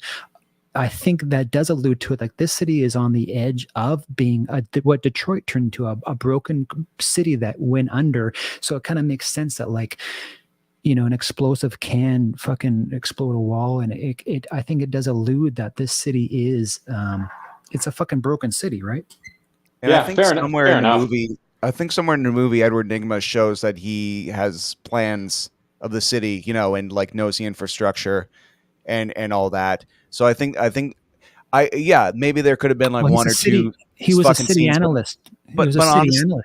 Oh, there you go. Thank you. He's a city analyst. There you go. So he would know the weak points and stuff. It makes sense. It's a tiny point in a brilliant movie, but yeah. When it comes to the flood, I mean, first of all, floods are a metaphor for like a great change of some kind. Yeah. When there is corruption, there is a flood, and the same thing with ancient history and myth. It's always like a flood comes and everything starts again. But it's interesting that Batman, who just all he is like I will fight bad guys till I kill myself. It's interesting to him to see the scenes where he connects the dots that there's this electric thing and there's all this water. And if the water hits the electric thing, everyone down there dies. So he jumps on it, takes off the proto batarang, that's his symbol. Yeah, the bat knife. Yeah. Takes the bat knife and cuts it, and like literally shocks himself as he does. I love that still. There's an Instagram post. It was like a still of what he looks like. It looks so perfect. Robert, you're a fucking amazing actor, dude. I gotta say how this. How they cut the sound out. It kind of reminds me of that Star Wars movie where she flies her ship into the other ships with light speed to save all the other ships. I'm saying ships, and that's part of that movie. Remember they cut out all the fucking sound, and it's just so much more impactful. And when he yells, they cut out the sound, and there's just no sound, and it makes it more impactful. It's beautifully done. So you're right, Joe. I just gotta bring this up just about that scene too. I mean, we're jumping ahead, but like clearly it takes a turn where all of a sudden you can't be just vengeance, because a big part right before the flood is that you find out that Edward Nygma, he catches them, he puts them in there. Edward's fucking crazy. Paul Dano, you brilliant bastard. You are the same psychotic guy I saw in Prisoners and all these other movies where you convinced me like you're not scary in a sense where like you're the big hulking guy. You're scary in a Richard Ramirez sense where you could climb in my window and rape my mom. Essentially, that's what Richard Ramirez was like. Yay. So Paul Dano being Paul Dano, I love to see two sides of the coin when it comes to Riddler, because we got Jim Carrey doing his thing, and we got the Batman 66 interpretation. I always thought since the Nolan movies, if Nolan ever touched a Riddler, it would be a Riddler like this, and I'm glad to get my fix. Thoughts on the Riddler, guys? I'm curious Jesse's thoughts, because when me and Jesse talked about it, he wasn't feeling it as much. I understood what he was saying, and I'll let him explain it far better than I can remember. But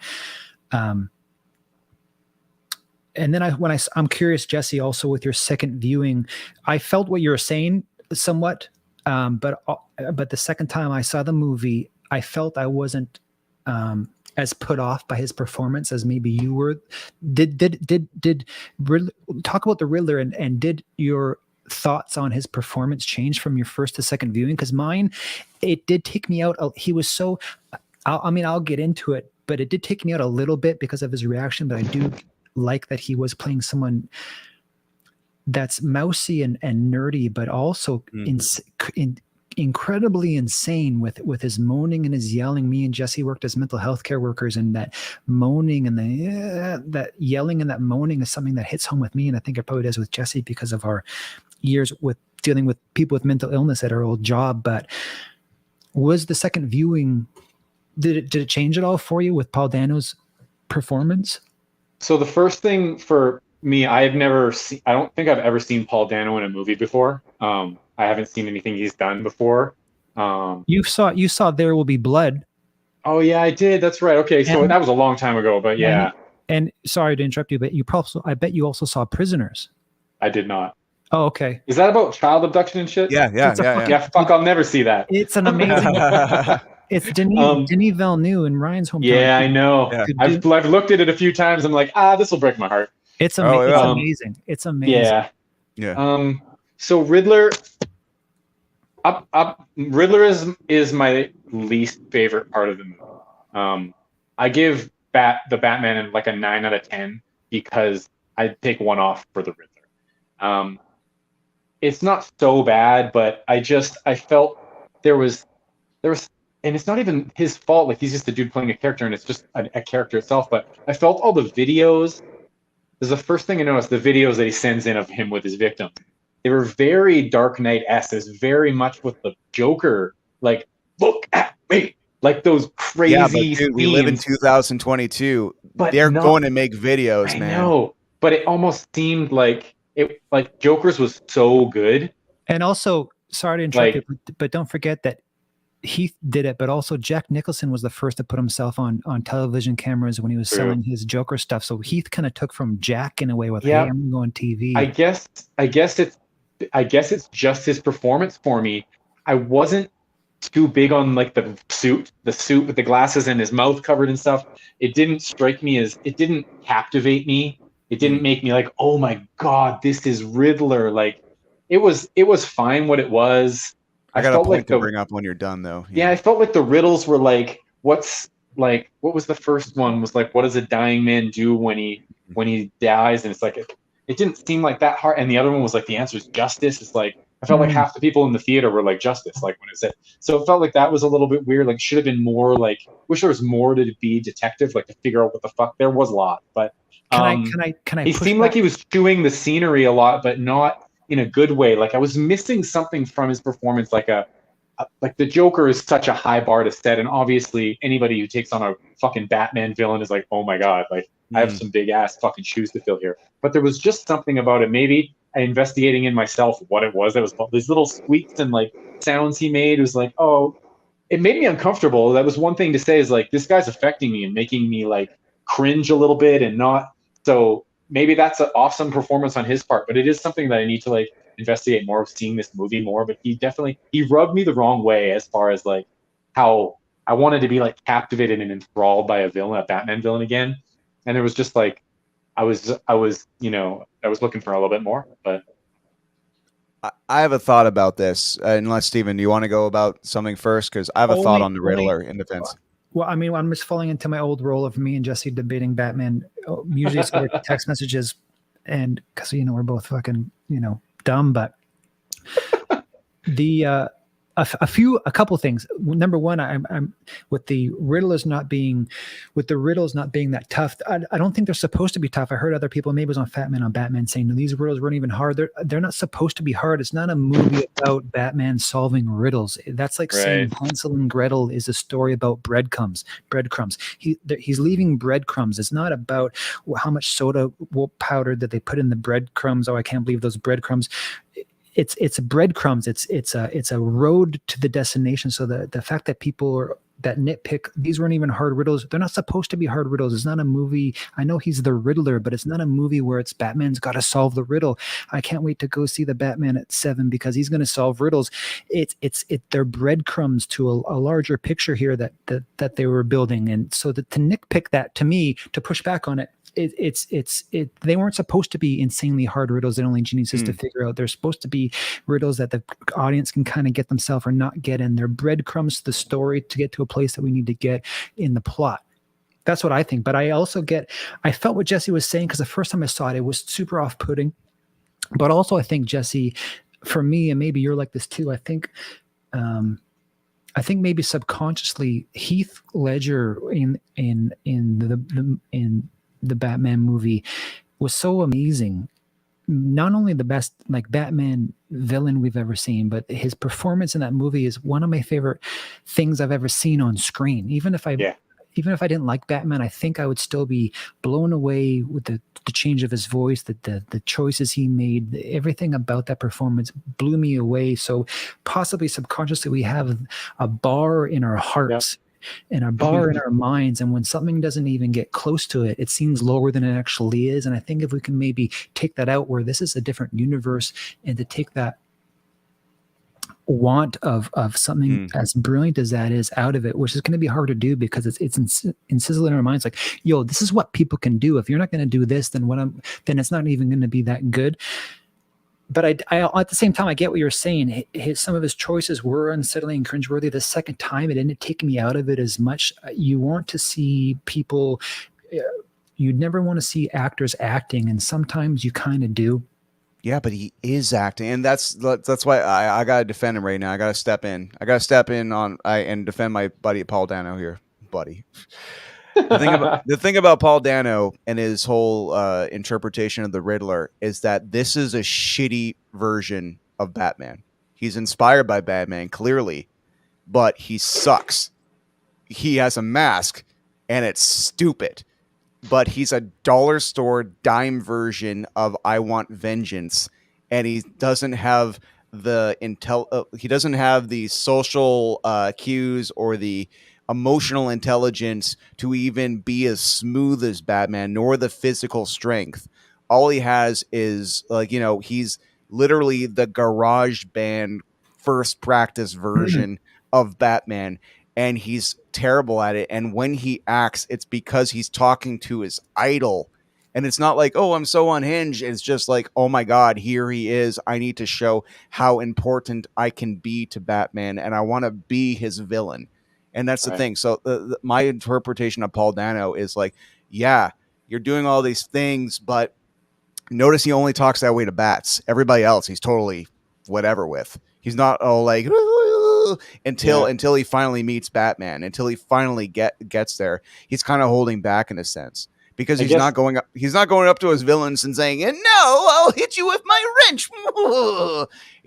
He's more driven. And I got to say, like, we all talk about social media, and sometimes you get the wrong type of followers, or you find people like you, and Riddler has all these people he found over Twitter, essentially. And they're all into Edward Nygma's mission. Yeah, some dark web shit. And you see one of them. I'm sure it's the same guy that Bruce saw at the funeral. He's the guy he's punching in the fucking pancake later that says, "I am vengeance," because he's so sick of everything. And Batman's sick of everything. We could all be sick of everything, but they took the mission and tilted it a little to the wrong side. Well, his daughter, remember, he mentions he lost his daughter because they didn't have money. And also to Jesse and your guys' point, huge, of course, Seven, we talk about Seven, but really all David Fincher's movies were a big influence on this, not tonally and lighting, but costume design. Huge, of course, we all know with the codes, it's hugely influenced by the real Zodiac killer in what was it, San Francisco in the 70s. And then in David Fincher's movie, they reenacted, and the Zodiac killer did have a weird ass mask like that Riddler kind of wears as a total homage to the Zodiac killer, and one of multiple homages to David Fincher. And also, Ryan, to your point, it's a great garage band reference to Batman. Is an amazing point, because if you notice on the second viewing, I noticed that he actually has his head wrapped in saran wrap to not let any skin follicles or hair follicles come out of his body for the crime scene. So it is kind of like he's wrapping his head in saran wrap. So it's kind of like, well, how do I do? But I don't think he wants to be Batman's villain. I think in the movie we see, he thinks he is part of Batman's crew. He wants to be a Robin. That's true. He's like, we did all this together. Yeah. He's like a Damian Wayne. Like, I'm killing these dudes. You should be killing them too. Like, why aren't you killing these guys? Like a Damian Wayne paradigm of like, these guys are killing people and raping people, and you're not killing these guys. Like, you're going to put them in jail in a corrupt system where they're going to get out? He's that Damian Wayne kind of guy, I think, in the movie. Isn't it a great scene when he hears the guy say his catchphrase, "I am vengeance," and the look Robert gives through the mask? Robert Pattinson is the one true Batman actor that can portray that much emotion in his eyes. Like, all the other Batmans were totally like stone cold, I'm chill. Batman, I'm Batman, kind of like, Yeah. Well, that's But It is funny how they keep using it again in the movie. They just keep calling him Vengeance. Like Kevin Smith says that one thing on his podcast, like, "Hey, Vengeance, suck my dick." It's like, because they're straight up like, "Hey, Vengeance, what's up?" And then but then Kevin Smith is like, well, how the fuck does he know that he says I'm vengeance? Because all those guys ran away. right, And they probably told all their fucking friends, spread it around. It's like, oh my God, this guy said I am vengeance and broke my fucking arm. But obviously he's Batman, because every card given to him is to the Batman. And he's like, I think this thing's over. What thing? The Batman thing is over. And I think, Ryan, also to your point, when the guy that he meets at the funeral, who's obviously this guy who feels unseen and lost his daughter to a sickness because they don't have money and is sick and tired of the haves all having all, is when he says I am vengeance and he hears his own words back to him by this wannabe Riddler. That's the moment that the paradigm, his paradigm shifts. That's the moment where he realizes the way he's been going about it isn't as good, as efficient as he thinks it's being, and it's actually working against him. And I think that's going to be the seed of I hope this is going to be a trilogy. I think that hearing that word from that dude at that moment is going to be the thing that sparks him into being what he eventually will become, which is that symbol of hope that he talks about. And also back to your point, back to kind of the Bruce that we see now, and people kind of make fun. He's in like an emo Bruce with his hair. It's like, bitch, you think this fucking dude gives a shit about going to get haircuts? He's not getting his hair cut. He doesn't give a fuck about cutting his hair, or he cares about being in shape to do what he has to do, but he doesn't give a fuck about any of that. That's just how your hair is going to look when you don't give a shit about. And I'm so looking forward to the part where he gets some smooths out, get some dippy, and that's the same with the hair back, and that's going to be the so stuff dope. on his eyes. Like the stuff on his eyes was a genius thing, and you sent that. There was someone made that video where there was the eye fix, the YouTube video where they put black around all the different Batman's eyes and took scenes from all the movies, and like they take the thing off, they got the black around that because it's right fucking there. They would like delete it in the '89, like when he rips off the rubber mask, which I hate so much that he can rip it off. But the black, it's there and then it's gone. It's like so stupid. Of course he would get into the lab, take his shit off. He would be all messy and have black in his eyes, and he'd get to working. Like, why would you fucking delete that shit? Like, it made it seem so rad. Like, of course that would be there. He's not fucking putting mascara on. He's fucking he's Batman. So I fucking love that detail. Getting a lot of comments about his hair. Let me just say though, he had Nightwing hair. His hair was great. Just to say, Bruce had Nightwing hair.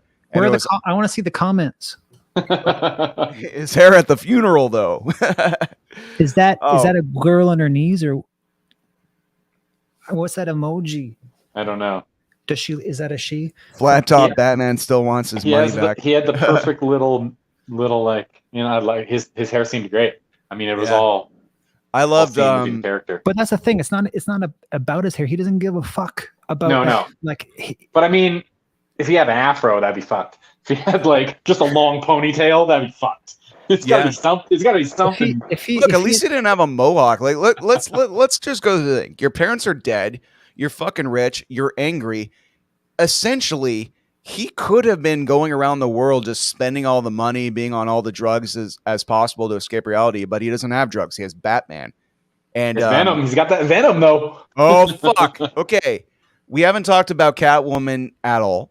And she said dick bag in the movie. I want to point that out. I love all the respect.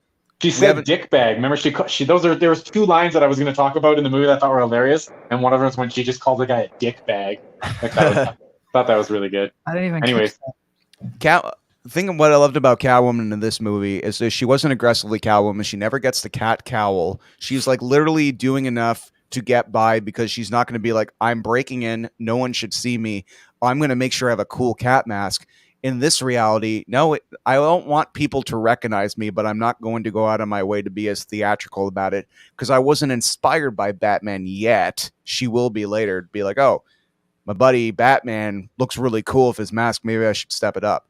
But in this one, you get kind of like a really Batman year one enough to disguise my identity. And I have a suit that I can fucking back kick in. I really like Zoey Kravitz's performance.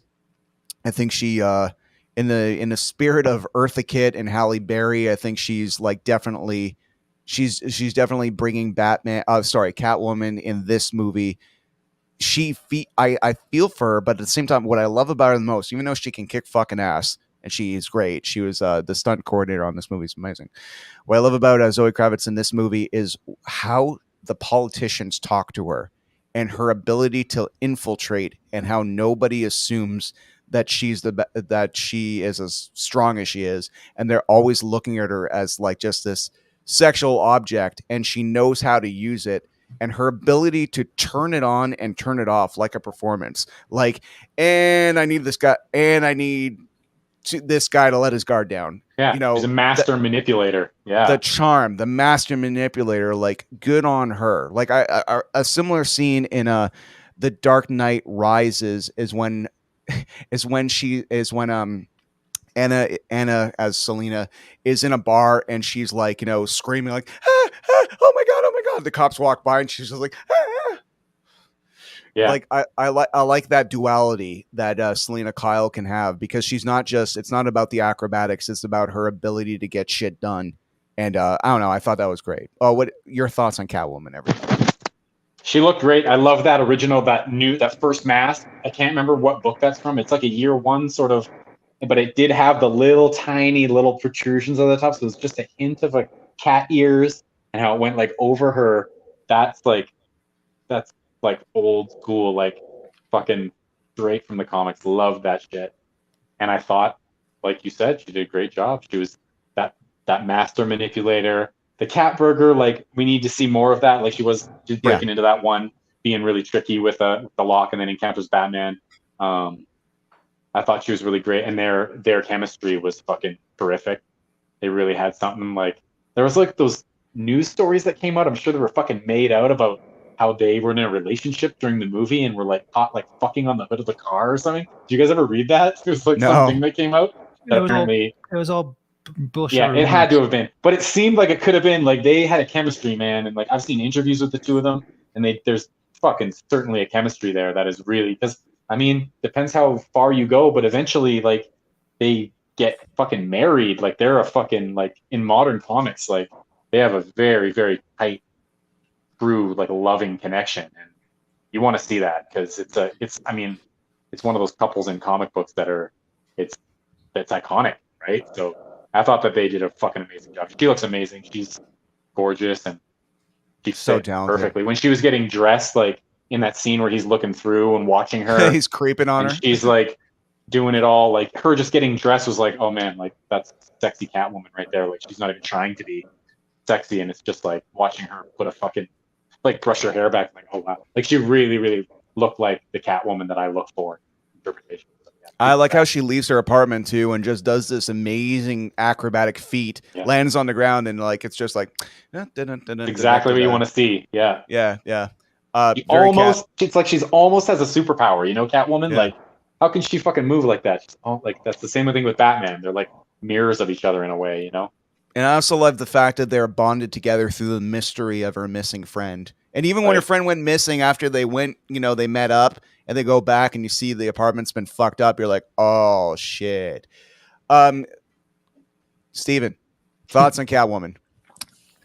I thought she was great, man. What I liked is that, I think it was in Dark Knight Returns, a Frank Miller book, where was she African-American Catwoman in that book, and she had short hair, or am I tripping? I like that because it reminded me of that. But what I liked is that she was kind of on her long con in her own way.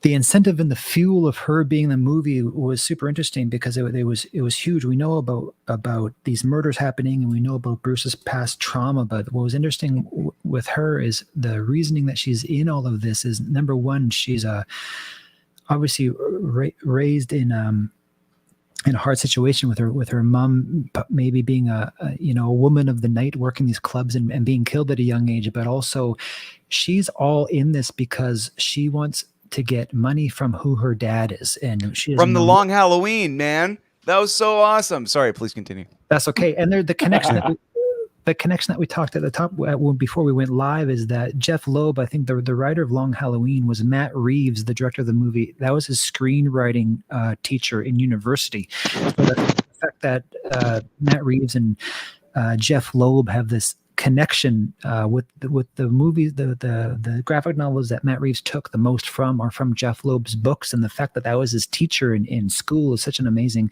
beautiful, weird connection. But her fuel for what she's doing is she just wants to get back at this dude that kind of owes her she's coming at the world. She's coming at the they're coming at the world at two different ways. Like kind of like Jesse said, right? She's coming at the world where the world owes me and I'm going to take it. And she's going after the guy that's her dad. I'm taking his money. She's not taking money from fucking nobodies. It's this guy that owes her what was taken from her. And then it seems like they were lovers. She calls Annika, the girl that was killed. She calls her baby a few times. So it seems like there's a romantic interest in there. That was taken from her. So she's like, I'm going after this fucking dude that took my friend, possibly my lover, from me. And but I got into all this because I'm taking what was owed to me in the first place with what my father denied me that is inherently mine. And then we realized it really is hers because that, he killed her fucking mom too. So I thought she killed it. And I think there definitely was a chemistry. They met like 15 years ago. They both went out for a movie together and met at an audition. So they've been buddies for I think like 15 years or even longer. They met when they were like young, so they have been close. And she just is so charismatic and charming. She can just turn it on. I think to your point, Ryan, and maybe to any female viewers, maybe chime in, because I think her skill of turning that on is just a thing that females sadly learn, because you can kind of get mostly anything from dudes because we think with our dicks. So knowing how to turn it on, knowing if she turns around and does get a second eye contact from a guy, she knows what's going to happen. She knows how to look. She knows how to smell. She knows what will happen if she gives a certain kind of attention to a certain kind of person that's putting out a vibe. And I think really that's just being a fucking female in the world. She's like a Black Widow. Yeah. It's just but it's not just Black Widow. I think that's just being a girl is like, like imagine the sexual attention that you fucking get from fucking dudes all the time, and you learn to be within the world either at work or at a club or wherever you are. I think maybe, what the fuck do I know? But I think you learn how to deal and how to zoom and swerve in and out of a world of unwanted sexual attention from men, and the fact that you can weaponize it is something that they wrote in, I think, quite beautifully and something, That's a good word. She weaponizes sexual attention. That's like exactly what she does. That's a really good way to put it. It's awesome. Okay, so something I realized, Steven, during your point, and something I didn't even think about before, is that she's like, this is the life I should have had. I'm owed this. That's the same motivation Riddler has. Like, the Wayne Foundation was supposed to help the orphans, and they were forgot about.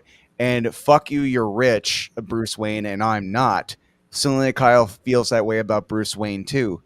So it's really interesting that you have these two people who are like, I should have been something, but I'm not. And then Bruce, who has everything and wants nothing to do with it.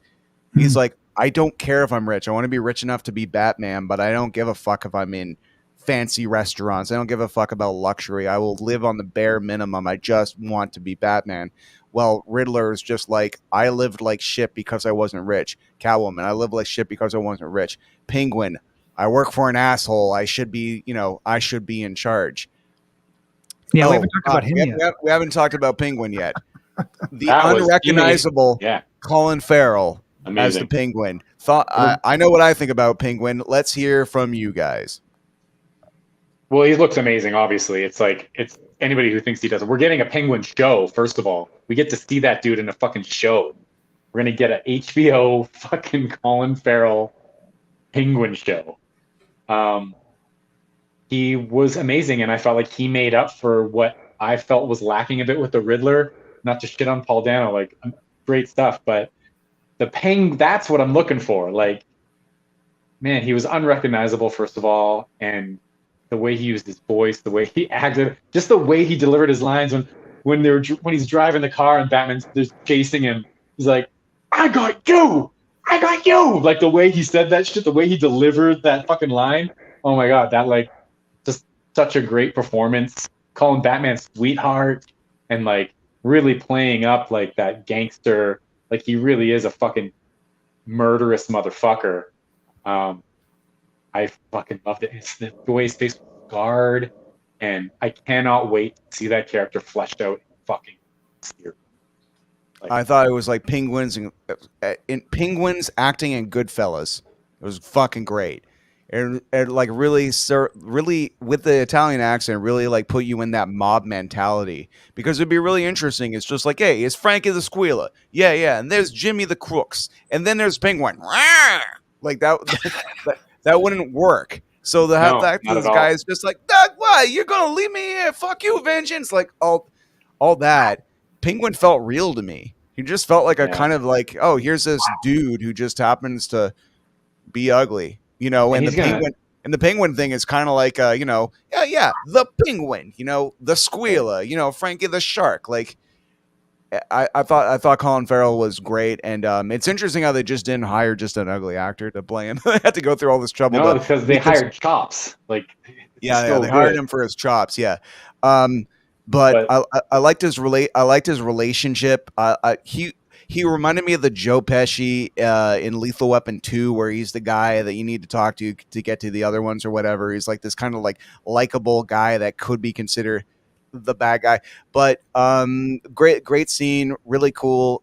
There's so many characters in this movie. I mean, there's three pivotal Batman characters besides Batman in this movie. But at the same time, everybody feels like they have their place. Steven, please tell me all about your thoughts on Oswald Cobblepot. So what I'm hearing about that show, Jesse, is it was going to be originally a Gotham Police Department procedural show, morphed into a Penguin show. But what it is now, it's moving away from a Penguin show, and it's going to be an Arkham. Matt Reeves says it's going to be like an Arkham Asylum based show that's going to be quite more leaning into like a horror. I thought there's a Penguin show too. I thought, the Penguin show is separate from that. They're turning Gotham PD into Arkham, but Penguin is another show. Oh, for real? Okay, I heard him say that Pretty sure. Went through those. Yeah, I mean, I could be wrong. I heard it went through like the GCPD to a Penguin, maybe to an Arkham show. I also heard rumors about like a Catwoman show, but I don't know. So in when a movie's blowing up, I think people like to talk and in topics of maybe hopes and stuff like that. I loved Colin Farrell, and I liked him in the movie, but maybe how, Jesse, you felt about Paul Dano taking you out of the movie. His accent to me seemed like a caricature. I mean, you can kind of tell, like he's like, do you know, Ryan, and you probably, especially when people smoke cigarettes in movies, and when they don't smoke in real life, they hold their cigarette in such a way it looks fake as fuck. And I get right out of the movie. I'm like, I'm watching, like when I go to movies, I buy into them so much. I'm a fucking piece of shit nerd, and I think they're real, and I'm stupid like that, right? So things can take me out when people smoke cigarettes and they're smoking it like this. It's just like, oh, I'm smoking, and it takes me out because you can tell they're not a smoker. And I remember Jesse's brother was in a show or in a movie where he was smoking. I'm like, fuck, don't take that scene out. He's never smoked. It looks fake as fuck. And I'm like, I'm watching a movie. I'm watching an actor acting instead of watching something happening. So, and maybe because I live in where I live, but his accent was like a Simpsons caricature of a New York accent to me. I mean, people talk like that. I hear people talk like that if they're from like Long Island or something like that. But it was a little... There was other actors in the movie that had a New York accent that could tell it was like a New York accent. His was the most New York accent. It's a Gotham accent, Steven. That's you never heard. You live in a fucking city where there is 6 accents. How could you be so harsh on a city that isn't real? Hey, it's true. I do see I have Gotham pizza down the street, so this is kind of, I do live in Gotham, kind of. I have a Gotham's kind of Chicago too, dude. I mean, come on, let's face it. Like, well, Christopher Nolan's for sure, but there straight up is. They called New York Gotham, right? Or it was originally Jersey, and then it moved to Manhattan in like the 50s. And there's Gotham everywhere here in New York, right? Gotham, fucking, like I said, Gotham Laundry's straight up down the street from me. So it's kind of over the top. That's just a nitpick thing. It didn't affect me. It didn't affect my rating and all. But you could tell it was an Irish dude that studied with a dialect coach to do, like you said, Jesse, like Ryan, like a Goodfellas impression of a gangster. Where that's the only thing that took me out of it. I really like him. There was very few comedic beats in this movie, which I thought was great. The thumb drive was one.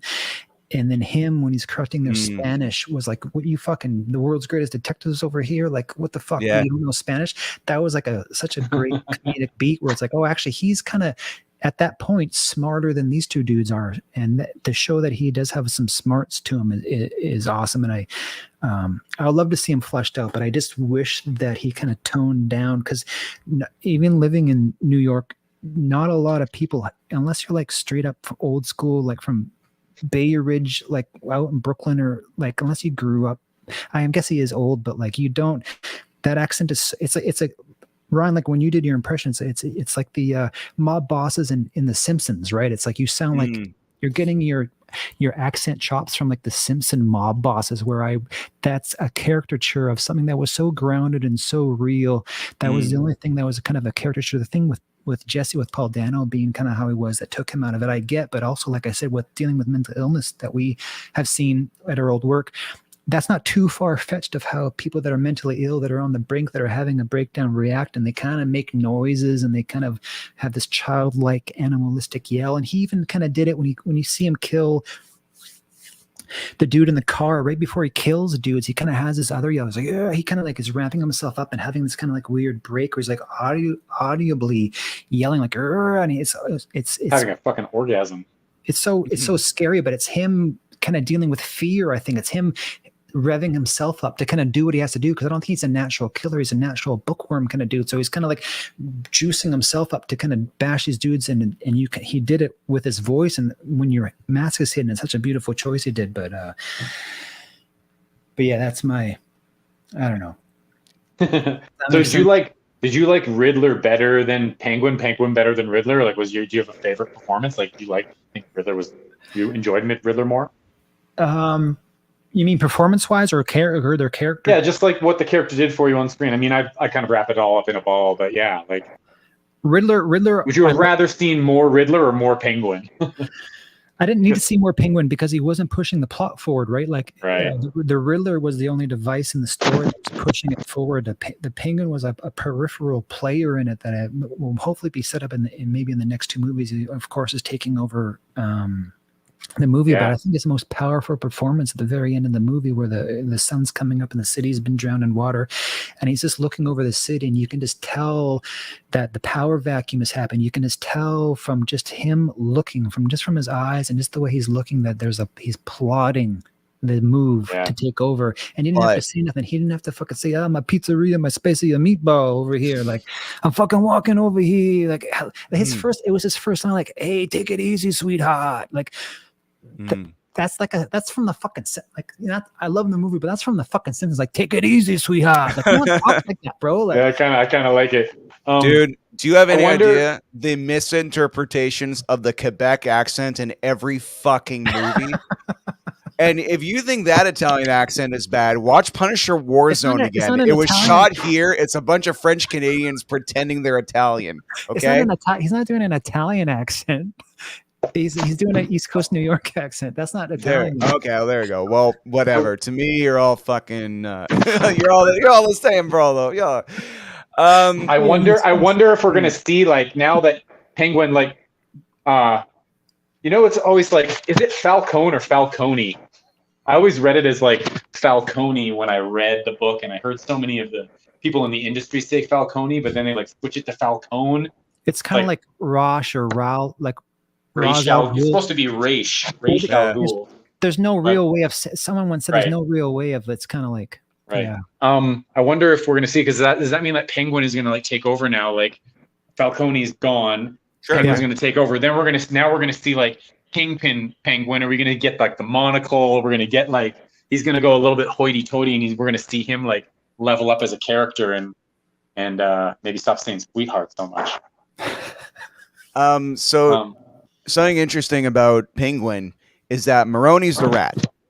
That we've established that, like, Maroni is Falcone is the rat, and you see how disgusted Penguin was that Falcone was the rat. Like, you see, like, Penguin is a sniveling underling. You know, he's kind of like He's like the second in command. Mm. But even he is like, yo, I have my loyalty. And You're Falcone, right. you piece of shit. Even when he's tied up and getting questioned by Bats and Gordon, the fact that they're alluding that he's the rat, he's like so pissed. He's like, I'm not a fucking rat. Like, yeah. sure, and he won't give them up either. Right. He won't. He's just like, I'd fucking rather die than fucking give you like the information you want. You're going to have to fucking torture me and stuff like that. Well, all the other people they torture is like, okay, I'll tell. So, so the power vacuum changing is very interesting. Let's, God, I got pee so badly. Let's get back to the scene where, okay, Riddler's caught, gives himself up. Very, very, very cool scene. They're in Arkham, and then you find out, okay, this movie's got a third act. It's going to be big. Water's filling up everything. Batman is beating the shit out of all of Riddler's Twitter followers who all dress like him. They all have the glasses, and I saw a meme where it's really cool because it's harking back to Batman Forever, where they have the same glasses, like Edward Nygma is wearing the same glasses before he becomes the Riddler. So that's very cool.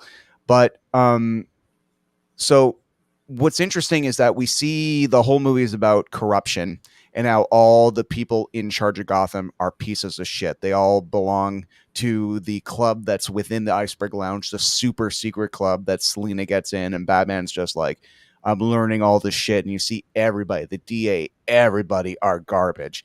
And you have this new woman who just was elected who refuses to run even in the moment of panic. And we're kind of used to a lot of our world leaders being like, danger, I'm getting the fuck out of here. So she kind of gets up there, and yes, she gets shot, but she kind of like walks it off later. And I thought that was I thought that was pretty cool. I thought it was a good choice. And I also think the fact that once again, I heard Mark Bernardin and Kevin Smith kind of shit on this, and I'm like, yeah, but it's kind of, isn't that the whole thing? Like, younger people are kind of who want to change shit are going to get us through this. Like, isn't that the whole point? What did they say, Mark? Jesse, you might remember this one more than I can't me. remember that. I don't remember that point. Have to, I don't know. Well, I can't remember. They just kind of said, oh yeah. And they just have there for her to just go get shot. And I'm like, well, yeah, but it's kind of like the whole, she's not a piece of shit. That's the whole thing. Everybody else who's been in charge for years and stuff like that are all kind of corrupted. And here's somebody who's kind of like, doesn't have all that baggage, right, who's not going to get bought essentially. Right. You know, and it's interesting because the Riddler, he's a maniacal, horrible murderer. And at the same time has a point. Gotham is run by complete garbage who are willing to sell out their citizens to make a buck. So it's like, you know, that's how Riddler had followers. You know, they weren't like worshiping this guy who was just like, you know, just like, they're tired of the corruption too. And I'm not saying I'm a fucking Riddler follower, but at the same time, it's like at least the story had that merit where the people he attracted to were also sick of said corruption. Yeah, and you know, it kind of leads in power. Yeah, to what the next movie is going to be, because now he's in good with Gordon. He's in good with this new mayor. He's saving everybody at the end. He's like this hope thing. So he's going to be like in lockstep with the city and they're going to create this whole new thing, and we're just going to see more of him around cops and around officials and like just stepping in and just definitely seems like that's being set up for sure. Do you guys ever read No Man's Land? You know the Batman comic No Man's Land? No, tell me. It reminded me of that at the end because in No Man's Land it's written by what's the guy? One guy's name is Chuck Dixon. But essentially it's like a fucking earthquake happens in Gotham and the whole city just falls to shit. It's made me seem like they were doing that with the flood, because now in the next movie it's going to be the city's all fucked up from the flood, all this huge power shift. And it was this whole era in Gotham where it was like run on the streets. Like there was bartering going on, like businesses are down. Batman's kind of always hovering over the city, trying to make sure that all these different factions aren't trying to take over the city. And it really reminded, like they could definitely do like a No Man's Land aspect in the next movie. It really reminded me a lot of it's a really fucking cool comic. Basically, the bridges are like down, like there's no ins and outs of Gotham, and everybody's like trapped in this like earthquake-ridden fucking like crumbling city. And sounds like Dark Knight Rises too. I mean, yeah, seriously. So they do a bit of that in it too. And I was just wondering if they were referencing that at all, if they read any No Man's Land. Yeah, but it reminded me of that a lot. We talk about the Joker at the end. Yeah. Actually, guys, I gotta really pee, so I'm gonna Yeah, go you pee go. really quickly.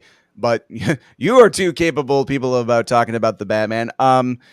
Steven, you already talked about the scene with the handshake and the kid, so we're not going to bastardize that by going over it again. But here he is stepping into the dawn, and for the first time ever, you see the Batsuit. It's not completely day yet, but the dawn is coming out, and you hear the narration again. What is a scene that you would have wanted to see happen? Let's say if they pulled a Marvel after credit scene or something. If you could have inserted any scene, would it have been, for me, before I go pee, it would have been 6 months later or something, and you could have saw Bruce just make that change, walk into a board meeting and kind of be that suave guy. Then all of a sudden you're just like, oh damn, he's been working on it. I would have appreciated that, but at the same time, if you want a sequel, you don't give everything away, of course.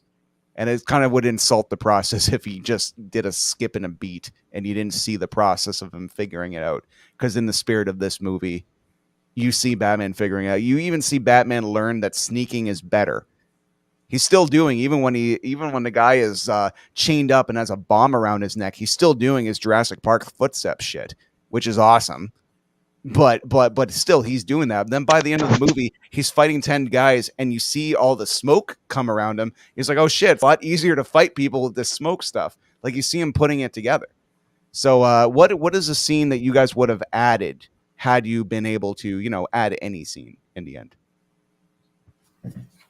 Just Superman come in, give him a big hug. I don't know. I immediately just start. Do you want to go pee? I immediately think of like more with Alfred. I did really like Andy Serkis's Alfred, and even though there were some cool bonding moments with him, helping him figure out the puzzles and the ciphers and stuff, having Alfred more just like kind of partnering up with him. Whoops. You know what I mean? I don't know. I that's the first thing that comes to my mind is just some more Alfred stuff. I really don't know. Like, kind of stuff. What do you think, Steven? You got anything on the top of your head? No, I wouldn't add anything because it was 3 hours, and they're gonna take his shit out. I don't. Yeah, they of course could have taken 20 minutes out to make it more of a slick, faster paced movie, but I appreciated that they didn't. I appreciated that they took their time with this movie, not just with the movie, with the plot and the slow burn that a lot of the movies in the 70s that they were trying to go for with theme and tone that they did with this movie and with the lenses that we talked about before, but the slow pacedness, the slow burn of it all, and even with the shots themselves, when they held on to certain shots of people and reacting, they're abnormally longer held shots than you would see in other movies, and that gave you such a good time to kind of not just take in what was happening, but to kind of put yourself into their eyes, to try to think of what they're thinking is such a huge part of this movie, I thought. So I wouldn't really add anything, but back to the newly I know we're wrapping up, but back to maybe the mayor thing. I don't know what Kevin Smith and Mark Bernardin said. If she was just a set piece to get shot, is so fucking stupid. I want to really go point by point with all the fucking dumb shit that those two guys said. They should know better, but I mean, but I love it. She was such a, I think a bit of a, like Ryan, you put it well. She was such a good mirror and metaphor of what was going on in the city being so broke and broken and corrupt and fake, that this person who was elected is people that want to change. They want someone that wants to stand up for them, and they elected her to get something that was less shitty and fake in it. And her name was even real. Her name was real. So they're voting for something that's real, this new breath of fresh air that kind of speaks to who Batman is, that people are wanting and ready for someone that will kind of stand up for them and be more real. And it's a change that they kind of want to see, Ryan, like to use it to their point. So the fact that they maybe suggested that she had no real point to the story is just shows how I love those guys, but they really missed the fucking point on this shit, and I don't know what that is. I mean, their whole fucking podcast is about Batman, and again, I only saw the first 15 minutes, but they missed the fucking point, and I'm a fucking moron, and I'm watching it, and I'm like, I think Bernardin goes hard on movies, man. He really takes like such a writer's critique on stuff. But I understand. I'm with you. I love that, and I get that he's a critic, but also he wrote like the Jason Bourne TV show. Like, oh, what an amazing show that fucking was! Like, take it fucking easy, bro. Like this shit is on another. This is a different level here, Mark. You know what I mean? And I'm a fucking moron. The fact that I think, good rebuttals for this bullshit that they were bringing. It's like, you got to show a little love when you have a fucking Batman podcast and this comes out. Give some love or dilute your fucking piss offness a little bit with some fucking goodness too. Give us some love. And I feel like Kevin definitely did. Like you said, you only listened to the beginning. Kevin like very blatantly expressed his love for it and like, wow, you're going hard on it. Like there was a lot of love from Kevin, like in the extent of the not review. nearly as much love as he usually gives. For sure, yeah, it was almost kind of like he was too tired. Hard. Yeah, it's almost like he was too tired to be Kevin Smith, be modern day Kevin Smith about it. I've never turned off their podcast before. I've listened to all of their podcasts since fucking day one when it was just audio. I've listened to all of it, even when it wasn't whatever. And I'm like, I shouldn't get emotional about it, but I'm just like, they're missing the fucking point here. And like I said, if a moron can get the fucking point and get what they're kind of getting to, and they're not even mentioning it, like the reaching for a point and not establishing it or getting to the goal that you're trying to get to is one thing, but the fact that they're not even realizing what the goal was of certain things is like, it's like I was listening to like a fucking meathead fucking tap out hoodie wearing motherfucker. Nothing against that, but it was like I was listening to some fucking moron talk about Batman. But everything against that.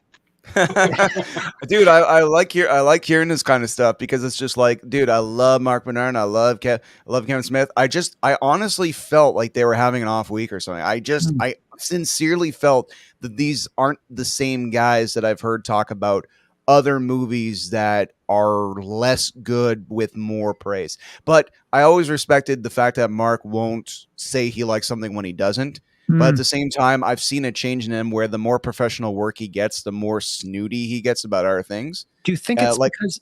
Do you think it's that the bar was so high? Trailers do such an amazing job now, especially with the Zack Snyder stuff. The trailers do such a good job of capturing small little segments and of moments and putting them together and making you, like how a comic book or reading a novel, you fill in the pages, you fill in the blanks in between all of the things, and what you can create is always going to be better than what anyone ever does because their imaginations are infinite. So do you think that, like, because we only have the trailer to go on, it's we have it. When I first saw it, and Jesse, I'm curious what you thought about this. When I first saw it, I had such a huge expectation of things that kind of nicked me a little bit, that took me out. When I saw it on the second viewing, when I could just relax, because when it's a detective story, I'm always trying to figure out what the detective story is, and I'm trying to solve the crime before they are, because that's inherently what humans do. Is they want to problem solve patterns, and when you can kind of realize what the pattern is and when you know what the end game is, and you can relax and not try to solve the puzzles and the patterns yourself, and you can just experience the movie as a movie, I felt that I was more relaxed and I could take in more of it, and I loved it more.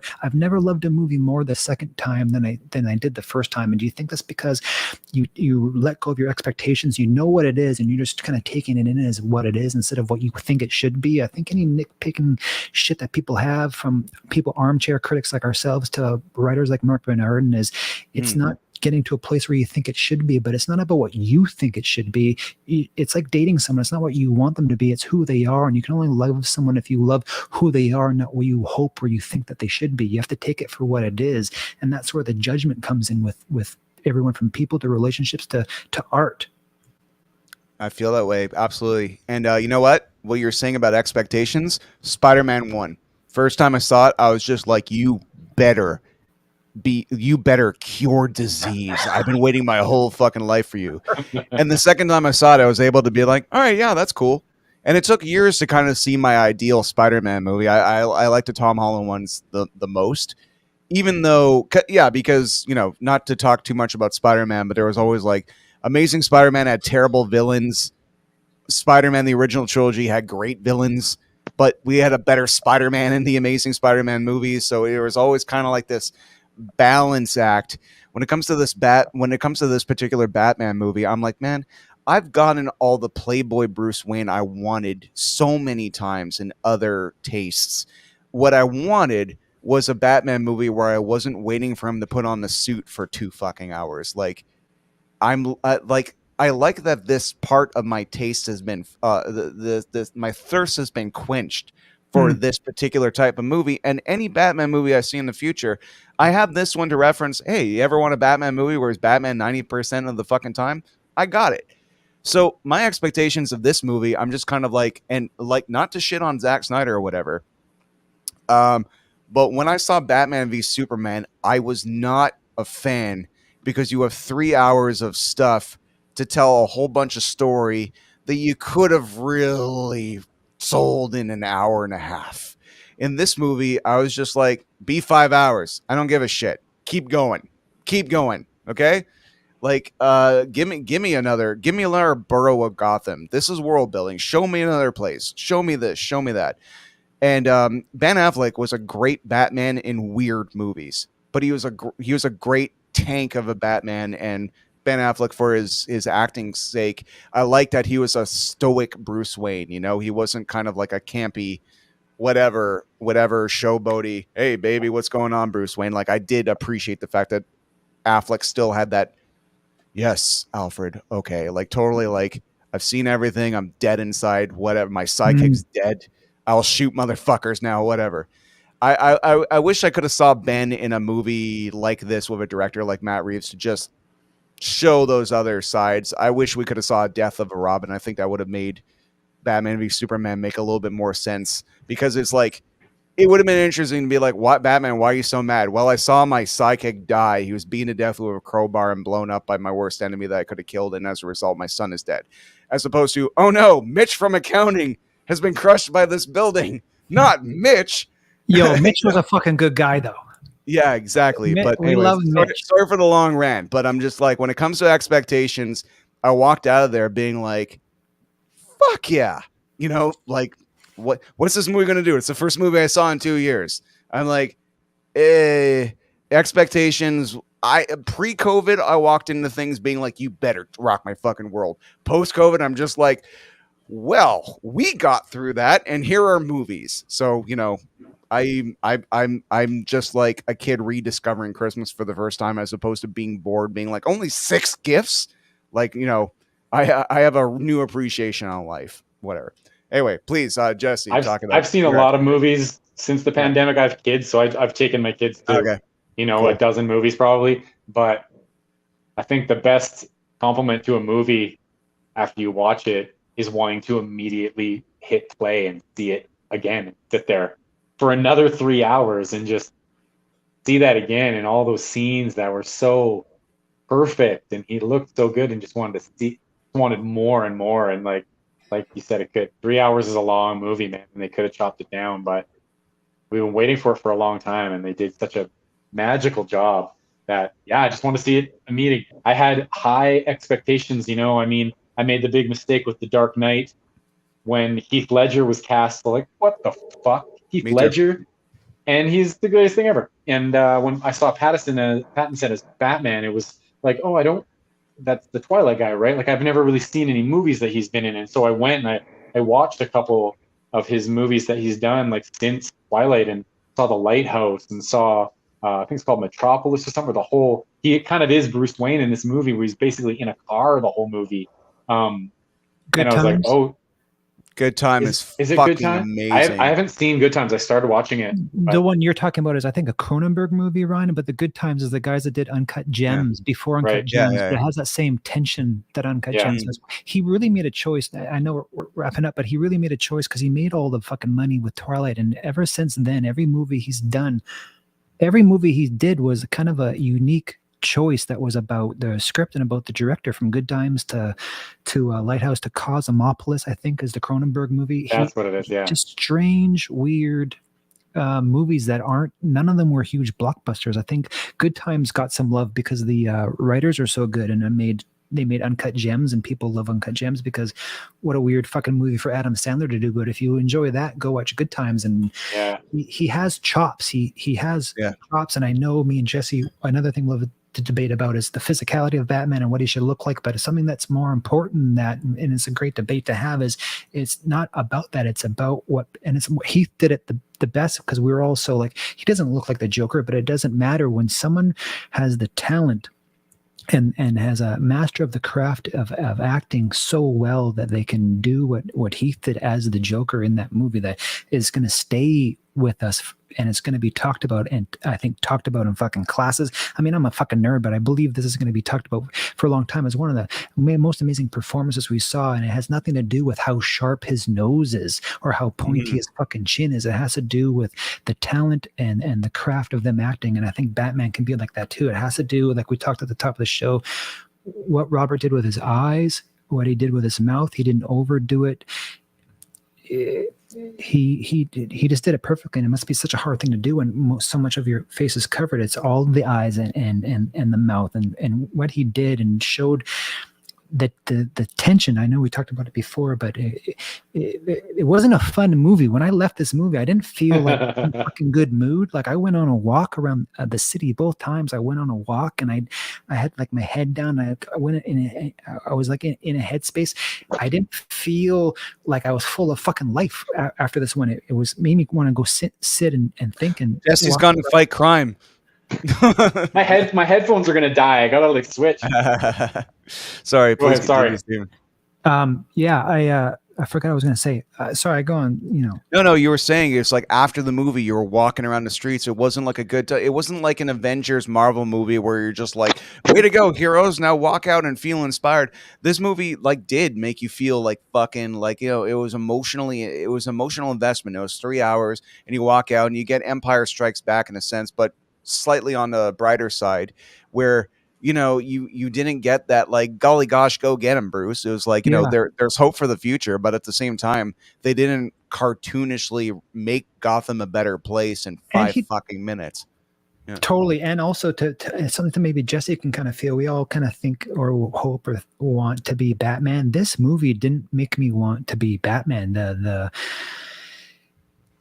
Seeing the real kind of trauma that he kind of has and the disconnect. I mean, I'm like you talked about at the top of the show, Ryan. I'm a bit of a recluse and a homebody to the extreme thing, but how he is, where he can't really even do what normal people can do when he's at the funeral scene and people are talking to him and recognizing him, the indifference and disdain that he has just being recognized about being out in public is like a chore. It's like you're constantly muscles are constantly tight. There's no relaxation to his energy of his body. He's just not at home. He doesn't feel comfortable, and that creates like this tension, and it makes you feel so kind of uncomfortable of him just being in fucking public, which maybe someone that's maybe, who knows what I have, but like anyone that's on the spectrum has OCD, the challenge of just being around people when you're getting recognized and you don't want any attention, or things are so difficult that are so normal to everyone else, made me, maybe for the first time, I'm curious what you think too, Jesse, made me for the first time like, yo, I don't want to fucking be that. Like, that's not a dude I want to be. Like, we look up to him because of what he's doing and how he's doing it, and it's so fucking dope as a kid looking up to like a hero or like into a protector. But what he's going through on an emotional level, what he's feeling day to day, and his indifference and his uncomfortability with who he is as Bruce Wayne, who he is so uncomfortable. I think it relates to the affinity of Kurt Cobain. He was so uncomfortable with being Kurt Cobain.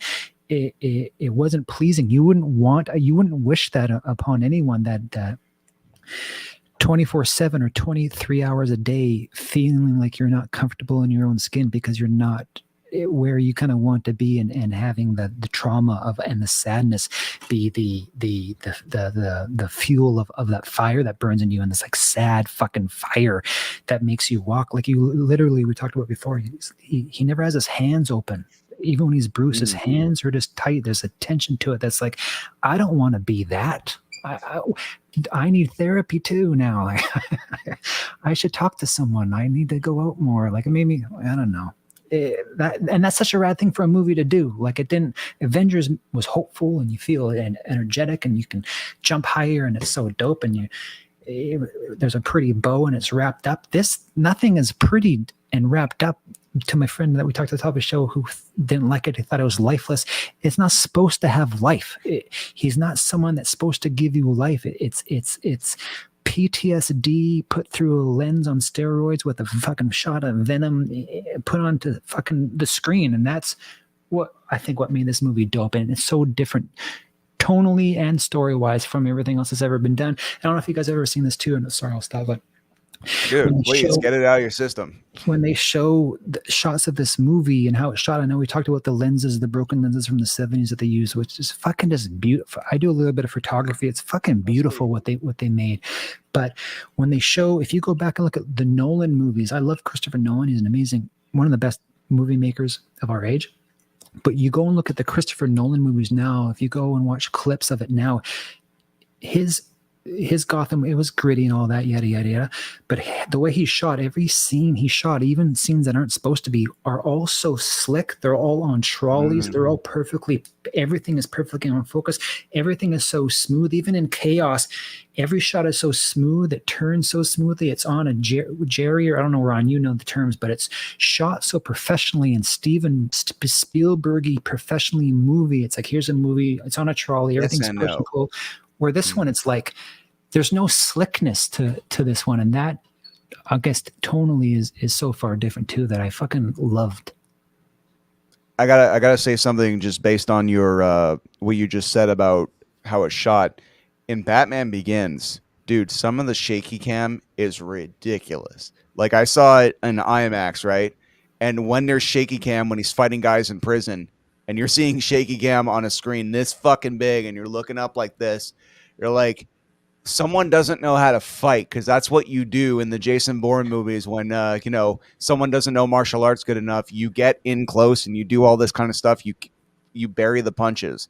In this movie, the stunt people were fucking amazing because they kept their shit 70s kung fu wide. They like didn't do, especially when he breaks into, when we see him fighting all the guys for the first time in the subway station, or when he's going to the club, they actually kept it pretty wide. Like, you got to see the art of the martial arts, and that's something.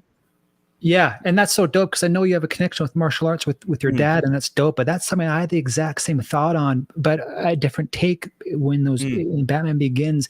One thing that I didn't like, and one thing that I felt, was that Christopher Nolan, an amazing film writer, he doesn't know how to shoot fighting scenes. Shooting fighting scenes, as you probably know, it's its own fucking art. You can be a masterful filmmaker, but shooting a fighting scene, Daredevil season 2 on Netflix compared to Batman Begins is fucking night and day. Christopher Nolan is a master. He didn't know how to shoot fighting scenes, and that's why they made it so confusing and weird, because I don't think he knew how to. If you look at the fighting scenes at the Dark Knight Rises, he's kind of getting the hint of it, but that's its own school of thought, and that's its own fucking mastery. It's its own art that he didn't know. He never fought a fucking amazing fighting scene with fight coordinators and stunt people before that movie, and it shows because it's just shaky and it's confusing, and it put me out of it. It took me out of the movie because I instantly had a thought, I'm like, oh, he doesn't know how to Batman is an amazing fucking ninja, and this fucking director doesn't know how to shoot a fighting scene. And it made me be like, oh god, this is going to be a bit shaky, because I didn't have confidence in Nolan as a just a cinematographer, how to shoot a fighting scene. And we know what can be done when we see those Daredevil movies. The director of the John Wick movies, who they were the second directors on the Marvel Civil War. All of the fighting scene in Civil War were shot by the second unit director from the John Wick movies. That's why the fighting was so dope in those movies. It's its own fucking art. Those guys, as you know, came up as stuntmen, so they kind of know what the angles have to be. They hired the Jackie Chan dude in what was that new movie that came out where they hired the Jackie Chan guy to do the fighting scenes. Anyways, it's its own thing, and I think. To your point, I think Matt Reeves kind of knew that too, and to kind of show it is showing his understanding of, you do have to show it, because it's such a huge part. I mean, he's the world's greatest detective and he's the fucking best ninja, and you need to show both of those things. And I think he did pretty good, man. I mean, the bar that the John Wick people set and Daredevil people set for fighting in cinema that's the top now. Like that's the top now, besides the Jackie Chan movies, which is a little bit of a comic end to it, but how that shot, I don't know. Jesse, right before Steve and I have been talking for a little while, so I want to make sure, Jesse, you got some time to shine when it comes to the bat fights. Mic's off. But let me just Is your mic off? Yeah, his mic's off. Yeah. We can't hear you, man. You got to change your sound settings to maybe your laptop or something. Yeah, As you figure that out, I'm going to say that I'm going to say this. I got to look up his name, but want to know something cool? Like, you know how Captain America: The Winter Soldier, the fucking fighting is amazing, and the stunts are fucking out of this world. Like Captain America movies went to another level. Chris Brewster was one of Captain America's stuntmen. He is the stuntman of Marvel's Daredevil. Christopher Brewster is one of the most talented stuntmen in the fucking world. The reason why Matt Murdock moved like that is Chris Brewster. He's the guy who fought George interviewed St. him, right? Yeah. That's right. He's the guy that fought George St. Pierre in the Winter Soldier movie and did all the shit on the boat. That's all Christopher Brewster. Yeah. Now, Phil, that's a great interview you did. Everyone that's tuned in needs to go check that episode of the Ryan Stick Show with Christopher Brewster. It's a great episode, bro. And another thing, and I got to look up his last name, but Phil, the stunt coordinator of Daredevil, also was a stunt coordinator on Captain America's The Winter Soldier. And that's when he met him and said, oh, shit, I'm just got the job of Daredevil. You're going to be Daredevil. And that's a big reason because him and Charlie Cox look like they're brothers. They have the same fucking mouth, like the same face. So that's why in Daredevil, they never had to do all this cool shit to cover up the fact that Daredevil is not Charlie Cox. And Daredevil, of course, changed everything. And I'm pretty sure Jesse will figure his shit out. I'm pretty sure that is why Batman is the way it is because of the success of those Daredevil fight scenes, because they're fucking legendary. The hallway fight, the stairway fight, the prison fight. People are still talking about it.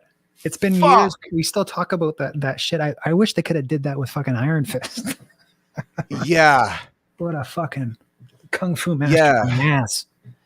However, Shang-Chi represent, those are really cool. That shit on the side of the building was rad. That's the Jackie Chan stunt coordinator they got. It was that movie. There you go. The Jackie Chan guy. That's why it looks fucking dope, right? And as it should. It's a kung fu movie. Jesse, Doc, can I hear you? Jesse's going to be silent. If you take off your earphones, Jesse, and just use your speaker of your... No, I can see your mouth move, but... Jesse's going to do the rest of this interview with sign language.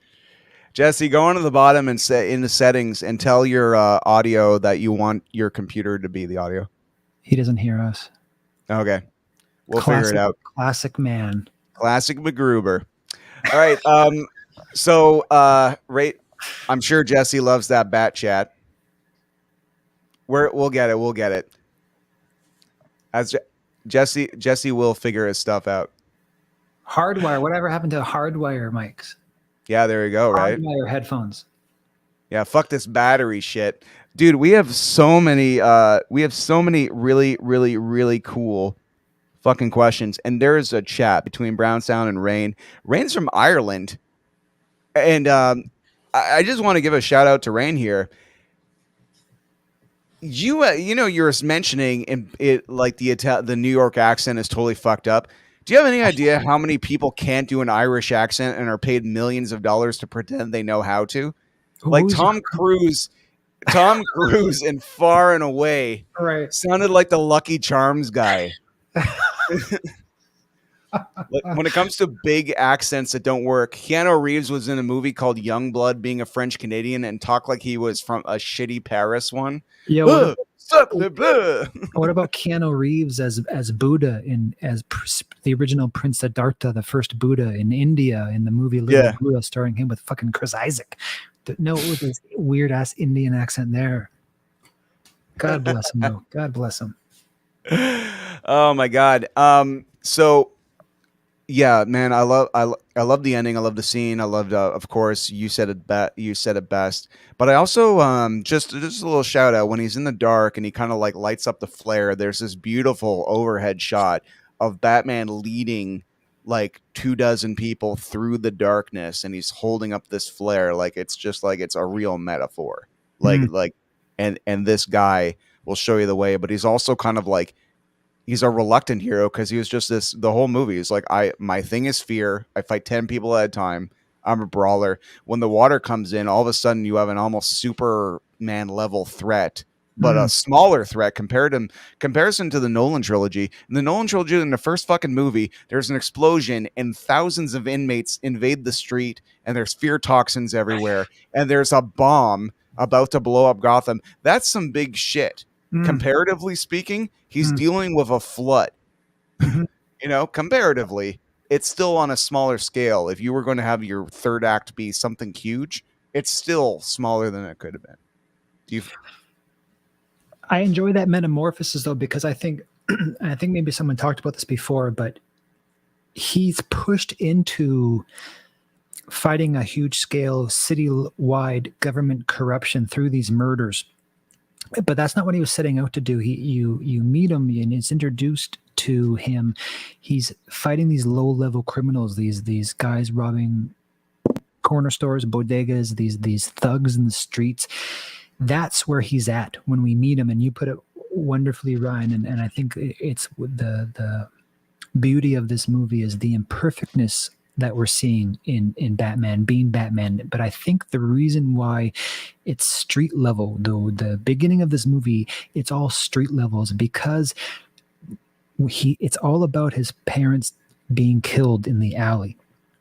And when he goes against these thugs in the subway, robber in the bodega, he's reenacting the wish that he wishes he was big enough to stop his mom and dad from dying in an alley from a guy shooting them. And he's reenacting that trauma. He's taking the PTSD and he's infusing himself in this trauma, and he's out reliving it every night for 2 years. He's not going after the bankers smuggling billions from the renewal project yet. He's going after dudes that are just beating up people on subways because he's reenacting that trauma. He's trying to rewrite his PTSD and do what he wished he would have done 20 years ago. And that's such a beautifully amazing thing. He's not concerned about the corruption or any of that yet. He's just concerned about fixing what he couldn't have done as a boy. And that is so hugely powerful and brilliant and amazing. And he's literally forced into this bigger picture. And I think that's going to be an amazing thing going forward. And as you said earlier, the imperfectness of him with everything that we see about it, and even how he's fighting crime. It's not about just getting a guy who's trying to sell dope on the corner and relive his trauma. It's going to be this kind of bigger kind of thing that he's going to realize that he can change as Batman, and of course eventually as Bruce with his billions and the philanthropy that he can get into. And that's such a beautiful thing that they did, showing that and hinting towards that is it's fucking dope, man. Yeah. And hinting, that's the best thing. And may I just say, everybody, we're just about to wrap up. I think Jesse can't get his sound to work, unfortunately, but he gave us so much wonderful thoughts and insights. I think the trio of us need to do more geek stuff because all of us seem to have a lot of love or a lot of like whatever. I gotta say, like, the first thing I did after watching the movie finally is I don't like watching reviews before. I like going fresh. I don't even like when someone brought up to me that someone said that he's a better Batman than Bruce Wayne. In the entire movie, I'm like thinking, okay, let's analyze this, because it was information I didn't want, but I was stuck with. So I like watching things fresh, but afterwards, that's when I watched all the reviews. And it's funny, like everybody, I don't want to say someone is fundamentally wrong about something, but all the short sights they had with it, I don't care. Is that like, I just don't care. I'm like, oh yeah, like Riddler wasn't that great. I'm like, well, I don't care. I think it's a great album. Sure, one song's better than the other, but as a whole, as an album, it's great. It's great. Yeah. They said he's a better Batman than Bruce. I think the thing is you got to meet people where they're at, and I think they're not understanding, like fucking Mark Bernard and the fucking dummy. They're not understanding that. Not dummy, just has a different opinion. I'm just saying that in case I ever meet Mark Bernard, and I love there's no right and wrong. There's just agreeing and disagreeing. But something that I disagree on, and something I think that they're missing is you're not even meeting Bruce Wayne in this movie. He's not Bruce. He's the Batman, and even when he's Bruce in the movie, he's still Batman. The focus of his eyes and the tension of his mouth, his fists are still closed. Yeah. he's the Batman in this movie. You're not even seeing Bruce yet. You're going to see a fake Bruce, I think, eventually, that he puts on. The true mask, as we all know, is something that he will put on. And that's something that's amazing that I think that we're seeing. We're not seeing Bruce Wayne yet. We're not seeing that fakeness that he'll eventually put on to do what he has to do in the corporate world to bring good to people. We're seeing who he is in Batman, as we know from the animated series. In his mind, when he thinks of himself, he doesn't call himself Bruce in his mind. He's the Batman in his mind. He calls himself Batman in his own mind. That's how he knew when he was getting fucked with his head or whatever the fuck happened in the animated series. Is like, how did you know that wasn't reality? It's like, well, because in reality, I don't call myself Bruce. And then he's like, what do? You call yourself? And he just smiles. And he's like, oh, he doesn't even think he's Bruce. Like, Bruce isn't even fucking there. It's not even a thing. And now I'm talking like Trump with my fucking hands over. It was huge. So that the fact that he was a better Batman than Bruce, I get that. But what they're missing is he wasn't being Bruce. There wasn't a Bruce where you're not meeting Bruce yet. Bruce is the true mask that will eventually meet down the road, and we haven't met him yet. That's what I would say to those idiots. Got it. A lot of love. Oh, is Jesse back? Is this time it's personal? Check. Yeah, we can hear you a bit. Yeah, we can hear you a bit, dude. Jesse. Okay, before we wrap. A bit? No, we can hear you. Okay, so Jesse. Sorry, guys. Fucking Jesus. It's all good. Hey, dude, this is my show. I don't give a fuck. It could be 3 hours, 5 hours, whatever. I don't give a shit what Kevin Smith and Mark Bernard will say about the length of my episode. Even though I fucking love those guys, but honestly, I was just like, I don't get it, guys. Like, what the? I was listening a bit on the Facebook page. I just like, I heard you. Okay, so Jesse, we haven't heard your thoughts on the Bat fighting in this movie as opposed to other fighting, like, Steven and I talked our asses off about it. Please, I want to hear your thoughts about a more Daredevil-ish Batman in this movie where they kept it wide. They had great stunt coordinators, a lot of faith in the martial arts. Like, tell me about your thoughts on this Batman. It seemed to be like a skill thing. I think I heard a tiny bit of what Steven was saying about just not knowing how to shoot fight scenes and having different skill levels. Of like, it is like a whole other... There's a reason those martial arts movies that take the cake are what they are, because they're fucking masterful classes in how to do crazy fighting. And like The Dark Knight and all that stuff was sloppier, it was shakier. It was supposed to be sort of like they tied it into like Batman sort of being elusive and he moves so fast you can't even fucking see what he's doing. So they're maybe giving us in The Dark Knight like a view of the people actually getting the fuck kicked out of them because it's just this whirlwind. But we want to see it from the outside as like this fucking amazing choreographed, instant, like beautiful thing. So it was another level in the Batman, right? It was We were seeing. You're saying just to say, and just because we got you back, I don't know how long your headphones will last for. You were a big. You and Steven you said you were like arguing about what makes Batman, but Jesse, like out of all of us, I think you were the biggest Ben Affleck, like Batman, that fucking tank, physical presence Batman fan out of the three of us. I think we all can say that probably the best Batman fight scene ever is when he saves Clark's mom in Batman v Superman. I mean, that scene was just fucking nuts, but but that is Bruce 20 years of fighting experience, has fought everybody under the sun and doesn't have a moral barometer anymore. So he will just fucking go for it. My problem with that fight scene is that was the entirety of the trailer and there was nowhere to go after it. Like, I don't know what marketing department person deserves to be fired 5 times for giving away their golden goose, before you even walk into the door.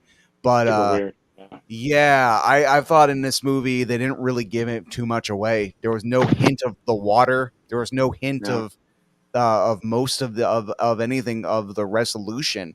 I mean, good on them for keeping this one vague.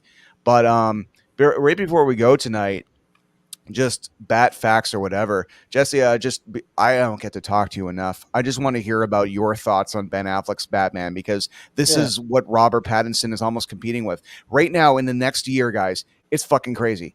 We have the Batman in the Flash. I believe Ben is doing his final stint cameo. That got pushed to 2023. Got whatever. So next year, next year you're going to have like Ben Affleck and Michael Keaton donning the fucking cowl for the first time in ever. Like if you're a Batman fan the next 2 years, holy fuck, you get everything you want. You get Keanu Reeves playing Batman in a fucking like novelty fucking dog superhero movie. It's fucking crazy, man. Oh, is that he's doing the voice? Yeah, Keanu Reeves is. He's like, I am. It's crazy. It looks cool though. And then Ace is like, I am a dog.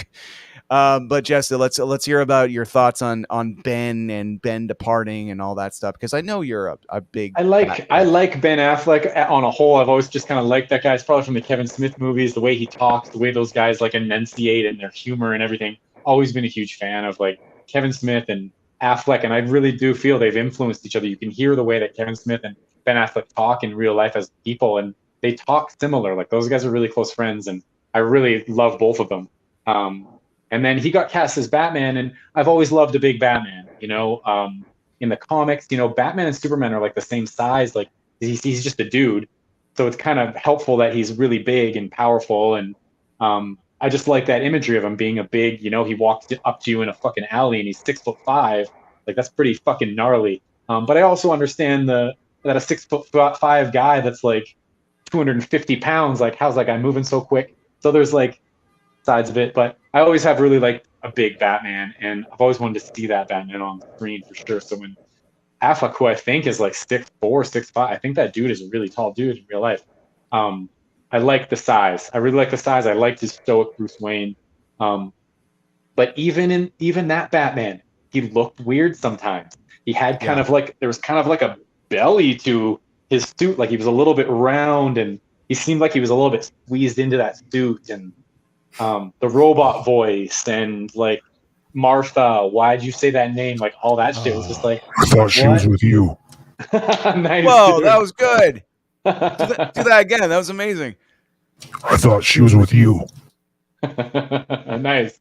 How the So fuck are you he's got all them effects. I'm like Michael Winslow. Not Carl Winslow, Michael Winslow, but please. Yeah, totally a fan of the Affleck Batman. There were certain scenes and certain ways that he was depicted that I'm like, oh, there's my Batman right there. Oh, there he is again. So, and when he left, I really do like, he deserved to get a solo movie. Like, apparently there's been some leaks of like what his suit may have looked like when they had that plan for that movie, and it all got scrapped. Man, I think it could have been something special, especially if he was wired into it and he got fucking ripped and he was like focused and he's not drinking and being like a fucking, you know, Ben had his issues, but I really do wish we got a solo flick out of him. So I'm really looking forward to that Flashpoint, see what we see. Guess dude, there's gonna be when I see Keaton in that fucking suit again, dude, it's gonna blow my fucking mind. I saw Guns N' Roses with Axl and Slash, and I'm more surprised to see Keaton in the fucking suit again. Like it is pretty amazing. And I'm wondering, like, we're getting like a new Justice League sort of reboot from that movie. Maybe there's going to be like a Bat Girl in it, like because we're going to have a new Justice League, and like I don't know. I wonder how they're going to incorporate Pattinson, because you see that big trailer that was before the Batman movie, where it was like Shazam, and it was like, and Pattinson is like part of it, so it's like he's the Batman now. So I'm really curious how are they going to keep it separate? It has to be a thing, right? So by the trilogy, we're going to have like a cameo with like Wonder Woman, or like who knows, right? They're keeping it separate, but Michael Keaton is appearing in the Batgirl HBO Max series. Right. Yeah. Okay. So, I just needed to say something. Browntown, you're fucking brilliant, by the way, because like I won't say this about myself, but I will this about you. When I saw the fucking movie The Accountant, I thought to myself, Ben Affleck would have been the perfect Punisher. Like, fuck. That's a good point. It takes the accountant, that stoic, like the thing. John Bernthal, I love you, but a good friend of mine who's a stuntman, he made his own Punisher fan film. This guy named Sean, he he brought up this point and it ruined the Marvel Punisher for me. He's just like, Frank isn't the guy that's going to go, like, you know, he's not going to bring that primal energy. He's dead inside. He's completely stoic. His Punisher is Punisher Warzone. Just Dolph Lundgren kind of nailed it better. Or Ray Stevenson was a great Punisher too. But Ben Affleck, holy fuck. Like Ben Affleck's like if he took that and applied to the Punisher or Batman, like complete ability to churn your brain off. Even Christian Bale in Equilibrium would have been a better in-suit Batman had he not done a dumb voice and just kind of played Equilibrium, like a total stoic fighting machine that doesn't have to scream, doesn't have to growl, doesn't have to raise his voice. Like Jake the Snake, if you whisper, they will listen if you're intimidating enough. I really wish Christian Bale would have had that opportunity to play it a little more straight and less cartoony, because let's face it, every YouTube video parody South Park, Saturday Night Live, we all go to the stupidity of the sound of that voice. And it's crazy how like they did Pattinson, he didn't change his voice at all. Like they just like went the opposite other way. Like maybe there was a tiny bit, but he's really good at deepening his voice though. Like, you know, yeah. I mean, he's got a higher voice and stuff like that, but he's just he lower and supposedly he was doing. So do you guys know this story?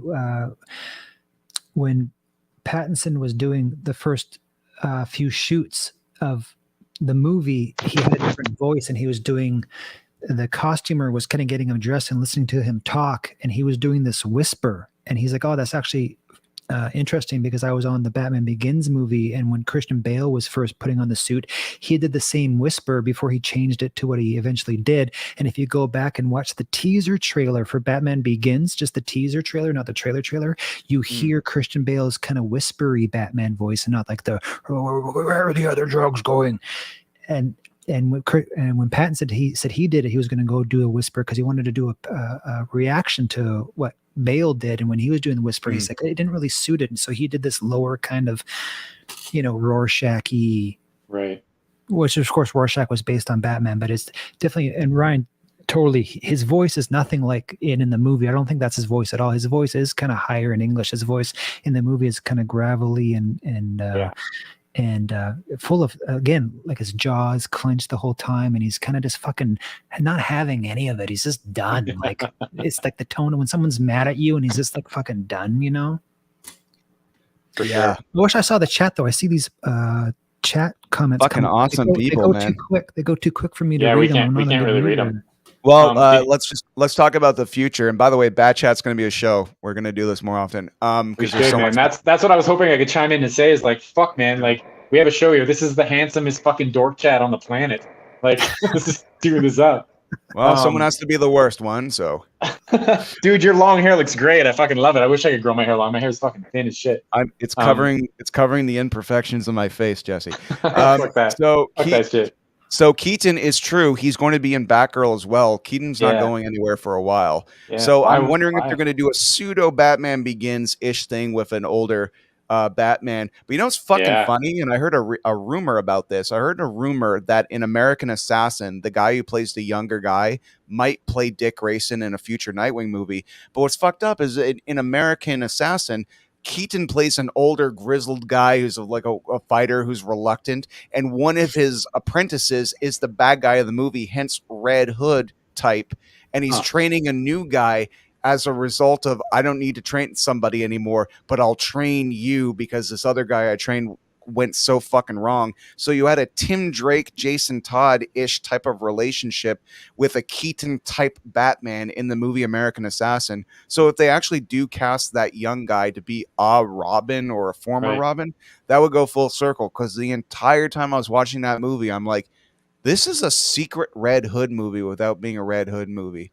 Nice. And training a Tim Drake type. Yeah, they just need to give us a Batman Beyond movie. It's like, even if it's Batgirl Beyond, like the fact that Keaton's coming in, like it kind of is, yeah. That's what I want so bad. Like I love Batman Beyond, that whole fucking series. I really hope we get something that really like quenches that thirst that I've had for a long time. It'd be so rad. Gentlemen, we've been talking for 3 hours. About 3 hours. Before we go, obviously we all love this movie. We mentioned the Riddler was something that took you guys out of it. It was, if anything, it put me into it. I agree. Okay, the water came kind of out of nowhere, but at the same time, I don't give a fuck. That's my synopsis on it. Everything doesn't have to be fucking film school with me.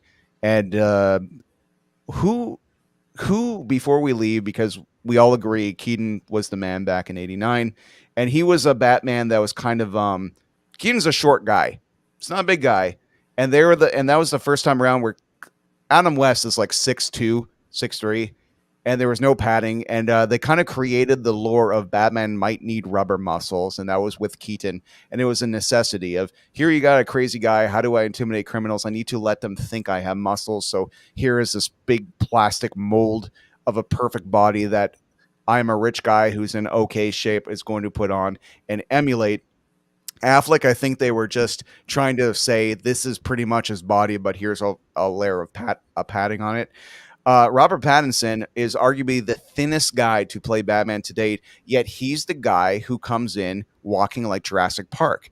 Do you find that interesting that he is such a good actor that his mere presence, like here's the thin Twilight sparkly vampire guy walking into a fight club essentially, and at the same time he seems like he weighs 400 pounds just by the way he walks in and holds himself, like his presence. For sure. How tall is Pattinson in real life? Is he like, well, he's 6'1"? Okay. 6'1", yeah. Yeah, I know. It's all about how you carry. It's those chops again. Like he carries himself a certain way, and they really perfected that suit around his body. And I think he did gain, like, I don't know how much he weighs, but I thought he did gain like a bunch of weight. And you do see that one sort of shot up at him, and you can see like, oh yeah, he's got some bulk on him. He's not skin and bones. Like he does have some musculature to him. So I mean, I bought it. I thought it was great. Yeah, and I mean, they can make people look however tall they want. There's that new Winning Time Lakers show that came on. They shot everybody on like platform shoes, so they all look like they're fucking 6'8", 6'9", and stuff. So I don't know. He just fucking rocked it, and they shot it so well, and that suit just looked so fucking perfect that it wasn't too bulky. It was like, I just love so much aspects of that suit. Like the Gotham by Gaslight stitching, the collar was Gotham by Gaslight too, and even that White Knight comic where he has like a collar. It looks so dope. I just think there were so many great aspects to that suit and the way he moved and the way they shot it that he looked as perfect as we've seen and consistently. There was no parts in that movie where I was like, looks weird right there. It just seemed like, fuck, it just fit his face so well. Like, yeah, so impressive. Yeah. Steven, any closing thoughts? Because first of all, Steve, I love your fucking brain, man. I love hearing you talk about Batman. I like it when someone pisses you off because my favorite part of your show, Steve, by the way, Steven's show is the Church of Steventology on strangerradio.com. I strongly suggest you listen to it because Steven has a great taste in music, great taste in comic books, and is all around a great human being. Right before we go, I need to say everybody a very quick story. I saw the original Misfits at Madison Square Garden with Danzig solely because Melissa and I were having a random adventure, went to pick up a t-shirt at a tattoo parlor for her brother. And I messaged Steven. I'm like, well, he lives in New York. You live around here? He's like, yes, around the corner, actually.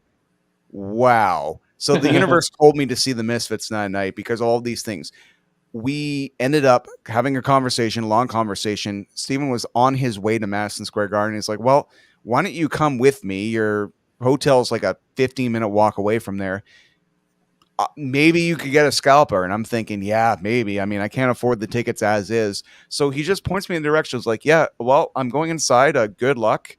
Maybe you'll find some scalpers. I walk up to the first scalper I see, and in my head, I have a number that I can pull off because online they were asking something ridiculous, like $115 each or something.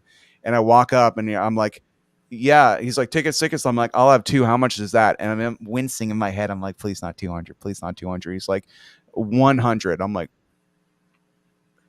yes. Yeah. Nice.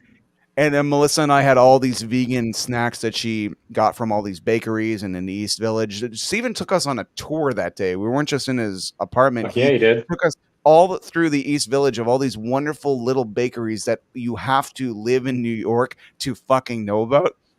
So she has all this food, and they're like, yeah, you could get in. And they're like, yeah, no food in here. So we go outside, and we're trying to stuff our mouths, but we had this wonderful dinner, and we've never been so full in our entire lives. So we go up to a homeless guy, and we're like, here, well, you want some stuff? And Melissa's like, it's vegan. And this New York homeless guy is looking at this vegan food like, nah. And I'm just like, you're fucking homeless. What the fuck? Where is all this, like, you know, I'm too good for your vegan food shit, bro? You live on the street, eat the fucking food. So we ended Yeah, up you leaving it. use the V word. You're doing Yeah. yourself. We left it next to a bus stop and went inside and caught the last 2 songs of The Damned and saw Rancid put on the best performance I've ever seen Rancid do. And the Misfit show was just another world. Like I've seen Danzig play, I've seen the Misfits play without him. I've seen other iterations of the Misfits play. That was the best one. And it was really interesting to go into COVID a few months later, just knowing that I saw like that show. I'm like, oh, I'm good. No concert for 2 years. That's fine. I saw that show. So anyway, thank you very much, Steven, for that excellent adventure. Had it not been for him, would not have fucking happened. It was great, man. It was cool because you also got to see them. Like they grew up in Jersey, but they dreamt of playing the Garden since the 70s. So to see a band from that town play in their town, I remember I saw like Jay-Z play in Brooklyn way back in the day. And it's just to see someone from your hometown playing their hometown. It's just, I saw Jay-Z in Vancouver and in Brooklyn, and the vibe, it was fucking night and day between those two. Same song, same set list, completely different vibe. There's something about that vibe. So the fact that you got to see them in a town that they're kind of from is amazing. What stands out to me about that visit, I'll make this quick, is I always, whatever. But you said something to me when we were walking to the train, is like, because you had spent a few days. New York can kind of be crazy and all that stuff. Jesse knows. New York can be fucking nuts. and the fact that you were like, when we were kind of walking together, and the fact that you said being with someone that knows where to go and how the subway works, it was like such a different vibe of the city. You can kind of relax a little bit and take things in instead of like searching and looking. You're kind of just being guided. And when you kind of said that to me, it meant so much because it made me feel like, oh, this is my home, a city that I really love. You made it seem like, oh, to you, this is just my home, something where I always feel like I don't really belong in places where I'm at. How you worded it was so meaningful. It meant a lot to me, just because you could feel like, oh, this is the first time I've kind of chilled. I think, I forget how you worded it exactly, but you said in short of is like, I feel it's more chill now. The fact that I'm kind of going with you and you know where to go, you can kind of just enjoy your time in the city, and that as on an ego level for me meant a lot, that I could just bring that for you and be that for you in this town that I have come to love more and more. It meant a lot. So that was such a cool visit, man. And yeah, you guys are always welcome back. And I met your lady, and we got to so good. And the fact that we saw the fucking Misfits, and it was around Halloween, and like it was such a great moment, man. And I appreciate that. And your compliments mean a lot. It's growing up a fat kid. You hear when you hear someone say, "I like how your mind works." You hear a lot when you're like, "Grow up like a fat kid, greasy hair." The only compliment I ever got from my girlfriends from like 1992 to 2009 was, "I like how your mind works." Because what else are you gonna say about a fat kid with fucking greasy hair, shitty hair? Like they couldn't say anything else. So but I still appreciate it, and it means a lot, man.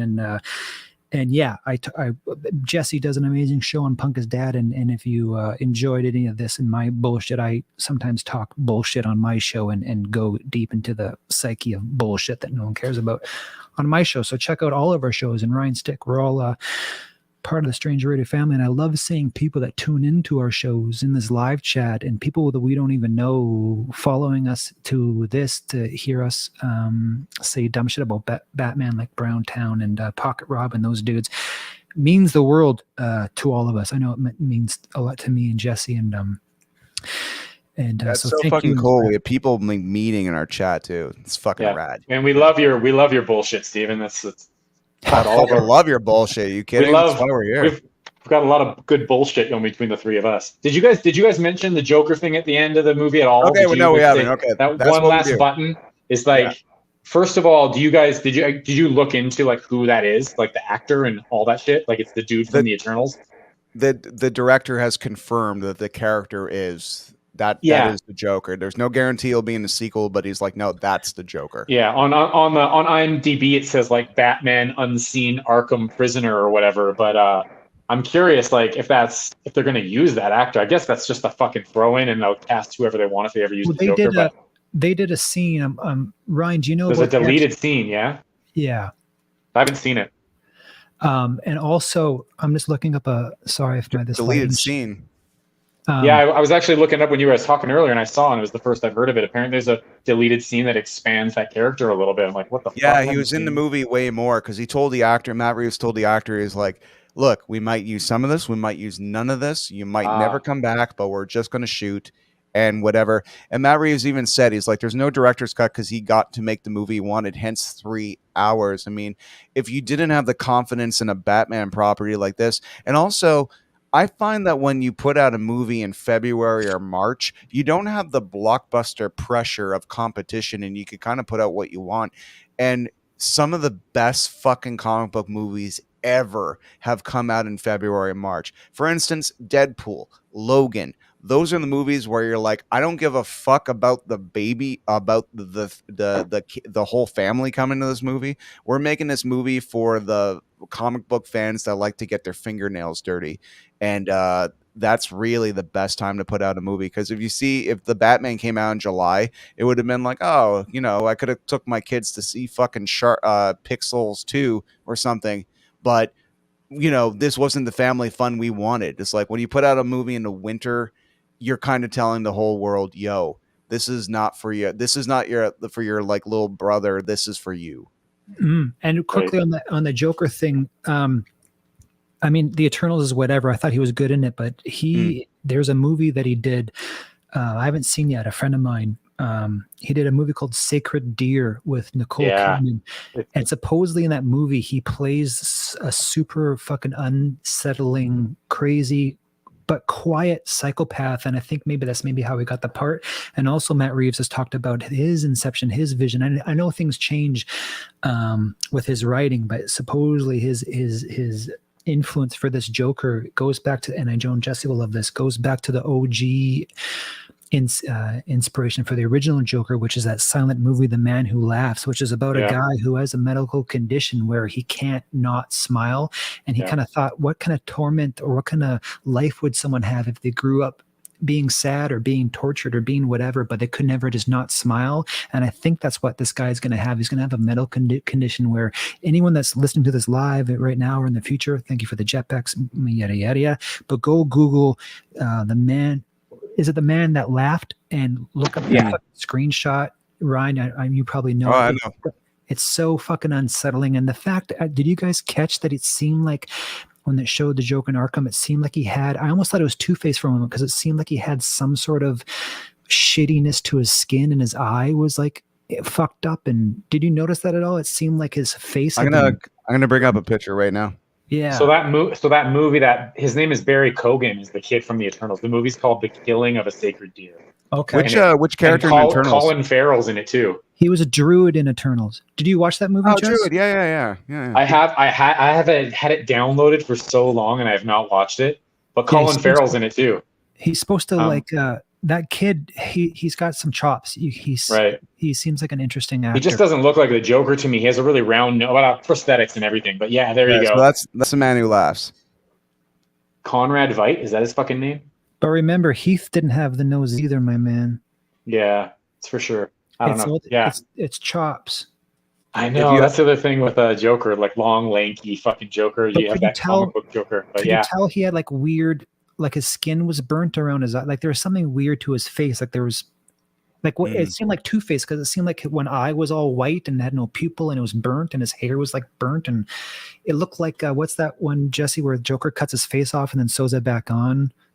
Yeah, that's from That's from the not the Zack Snyder comic book. That's a Scott Snyder comic book. Death of the Family, I think. It looks like that kind of take in a way, right? Greg Capullo art. Yeah. I read that one hardcore. Like maybe he got so fed up of having this condition where he can't stop smiling that he cut his face off and then stitched it back on to cover the corners of his smile or some weird shit. Who knows? Yeah, man. That would be a fucking crazy Joker to see in live action with his face cut off and then sewn back on. Like, well, there's some sort of scarring up here on the movie, right? For sure. Yeah. Oh, we'll see, man. But I was stoked about that.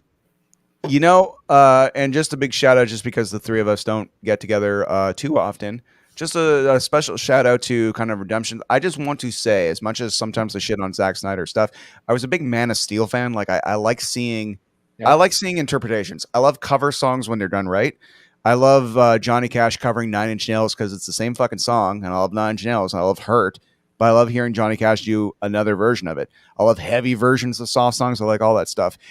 I look at this movie as like this great one shot that isn't supposed to just connect all the dots like a Marvel thing and be the Marvel universe. I'm just like Joker, I don't want to see Joaquin Phoenix anywhere fucking near this movie. You know what I mean? Yeah. Keep it in its own issue. That's fine. And Batman, when it comes to Batman, and it's just like, imagine Robert Pattinson. Yeah, they keep making these movies, and they have movies with Keaton. Dude, man, when I fucking buy at a comic book store, I'm not expecting all my Batman issues to fucking sync up to each other. I don't pick up the Dark Knight Rises and wonder if it's the same one from the Killing Joke. Fuck no. Fuck no. No, it's like other universes, basically. I like my Batman like different pages, like different shades, different like whatever. I'm glad that this is a self-contained story, and I'm glad it's not alluding to other things, because I find DC, every time they try to do that, they end up watering it down. And I just want to give a big shout out to the fact that Zack Snyder got to fulfill his vision, because I like Justice League, the main big 5-hour cut. I like that way better. Because I don't like half stories. I would rather you tell me a story to death than tell me a little bit of something and don't do anything with it. So the fact that Cyborg had such a pivotal part in it, the fact that there was that after shot where Jared Leto finally got to be Joker again, and in my opinion, finally master what he wanted to do with the other scenes, where he's talking to Ben Affleck, and Batfleck is just like, I promised Harley before she died I would kill you. And she's like, oh, did she scream? The boy screamed, and then all of a sudden it's alluding to this death of Jason. I know. And I'm like, guys, please give me the death of the fucking family. Like, that's shit. The fucking Solo movie we should have seen. You know. I know. Yeah. I know. I would have loved to have. I would have loved to have had a relationship with Ben Affleck's Robin and feel the loss and why Affleck's. But it's all in hindsight. Whatever. Do you think that they would ever put a Robin in this Pattinson type of storyline? Because I don't fucking think so. I think maybe it'd take a while, but yeah, it's like let's do that. I'd like to see it for every Batman movie. Let's do this, and I'm going to put it out now. I'll put $10 on it. There will be a Robin eventually. Yeah, Man of Steel. I love. Will it be? So, it was Steel.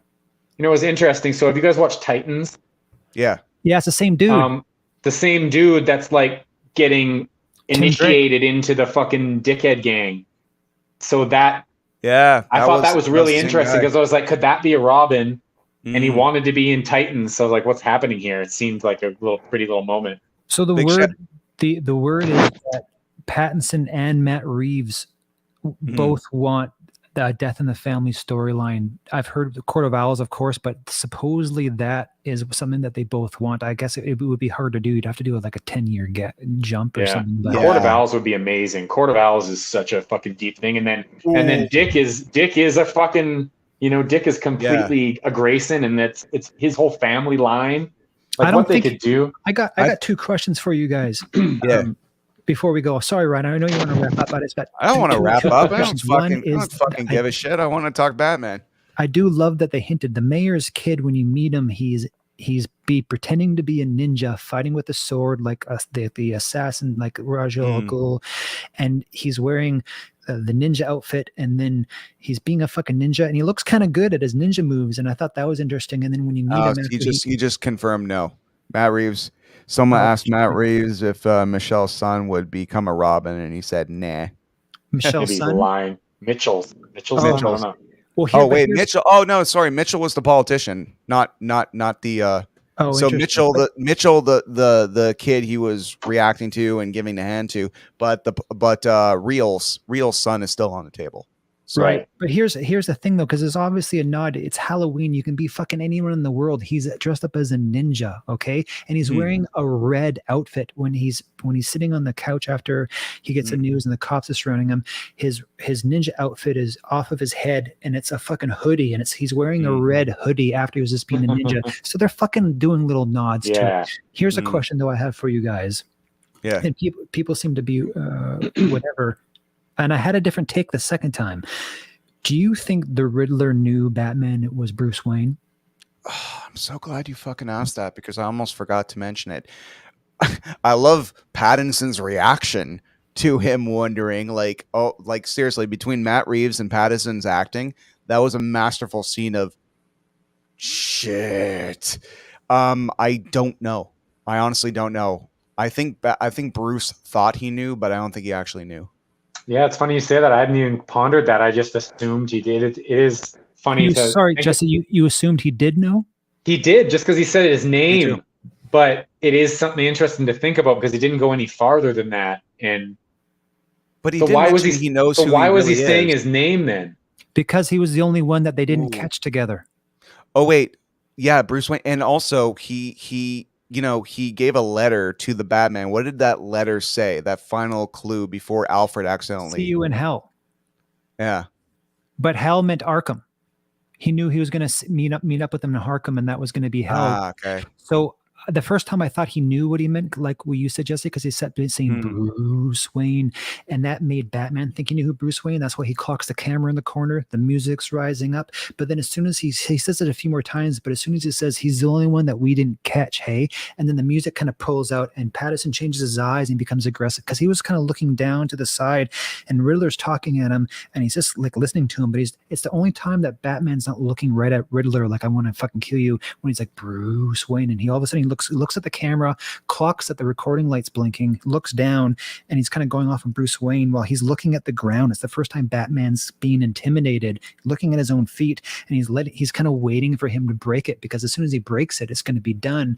But at the same time, we all know what's the use of a riddle that everyone knows the answer to. So if he does know it, he's going to keep it to himself, because the power of a riddle is knowing the answer when no one else does. And if everyone knows the answer to a riddle, it's got no power. So he has the power of knowing it's Bruce, but I don't think he does, because of the music crescendo ends and the way that Batman kind of clocks, like, oh, he doesn't know, because like it's the only guy we didn't get, right? Bruce Wayne's the only one we didn't get.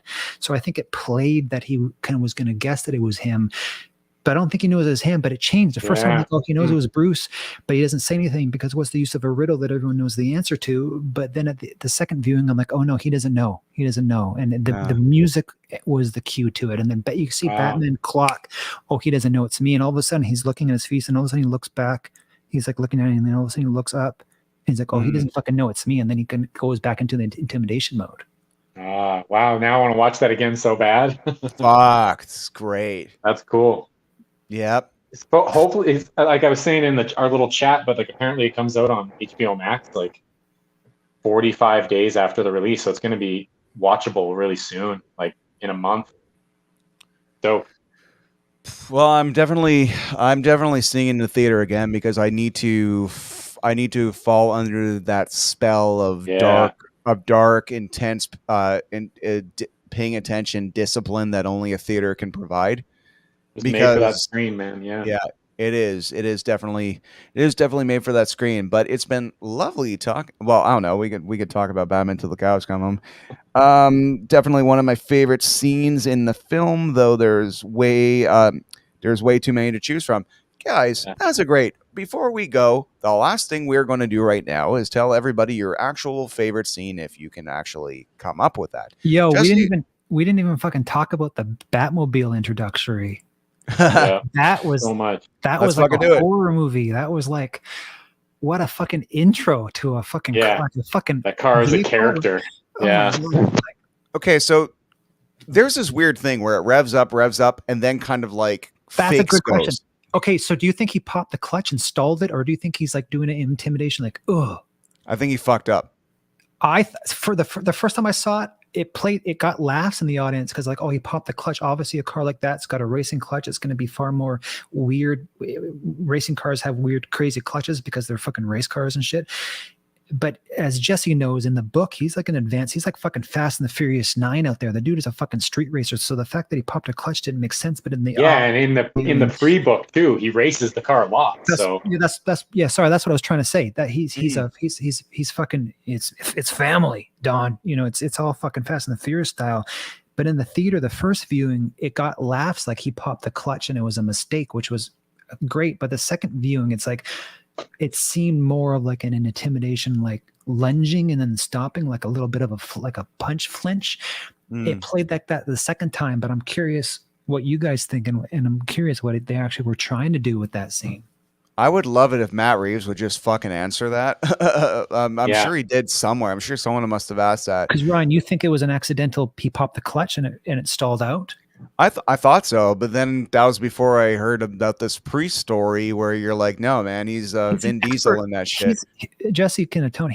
Before anything, he's an expert race car driver in the streets. Before he's kind of gets his science and chemistry and detection work down and his martial arts down, he's just a straight up fucking Fast and the Furious. It's all family here, Dom type of shit. Like he's just street racing. Because he feels like he's about to die and he's like almost dying and he gets addicted to that. If I'm remembering it right, Jesse, he's addicted to the adrenaline of illegal straight racing, and he gets in with that crew. Cousin falls in love with that girl that's kind of like a predecessor to Selena because she's like a badass street racer too. So it doesn't make sense that he would fuck up the clutch, but it was funny. The first time I saw it, the whole audience fucking laughed because it was so intimidating and scary, and then it's a quick laugh of like, oh, he fucked up. It's like, oh, that's fucking brilliant. But I don't know. Can you still hear me? Yes. Yeah. One of my headphones died, so it's gonna die soon. But I guess that's the whole thing we were talking about. How it's all post production, the sound of that car. So it's like, I wonder. It seems like he was like revving it forward, but then I did hear in some other podcasts they were like, oh, he popped the clutch and like it looks. Like, why wouldn't they just take a fucking another shot? Or was they supposed to show him popping the clutch? But it seemed like he was just like, like I'm gonna get you. Like it was a character, you know. I would love to hear the actual definitive reason. I mean, everyone's theory is very interesting. Right before we go, I think my favorite scene, and I think would probably be Melissa's, is it's so great. He knows that the police officer is fucking corrupt and moonlights as a henchman in the what's underneath the Iceberg Lounge. 44 below. He's a henchman in the most notorious thing. This is like a high-ranking police officer, and he's a fucking stooge for Falcone. That's interesting. So as he's telling Gordon that, Gordon's pretending to give him shit. He's just like, "Hey guys, go over there. I'm gonna tell." It's like, "Listen up, Batman. I'm gonna just like." So which one? So what's going on here? I got to get you out of here. And it's just like, his Gordon's physical movements is just like, you come into my town, I will fuck you up. But he's just more saying, you got to get out of here. There's a back door that you can fucking go through. I saw that clip. They showed just that on Jimmy Kimmel or one of the shows. They showed just that clip of him talking out of context.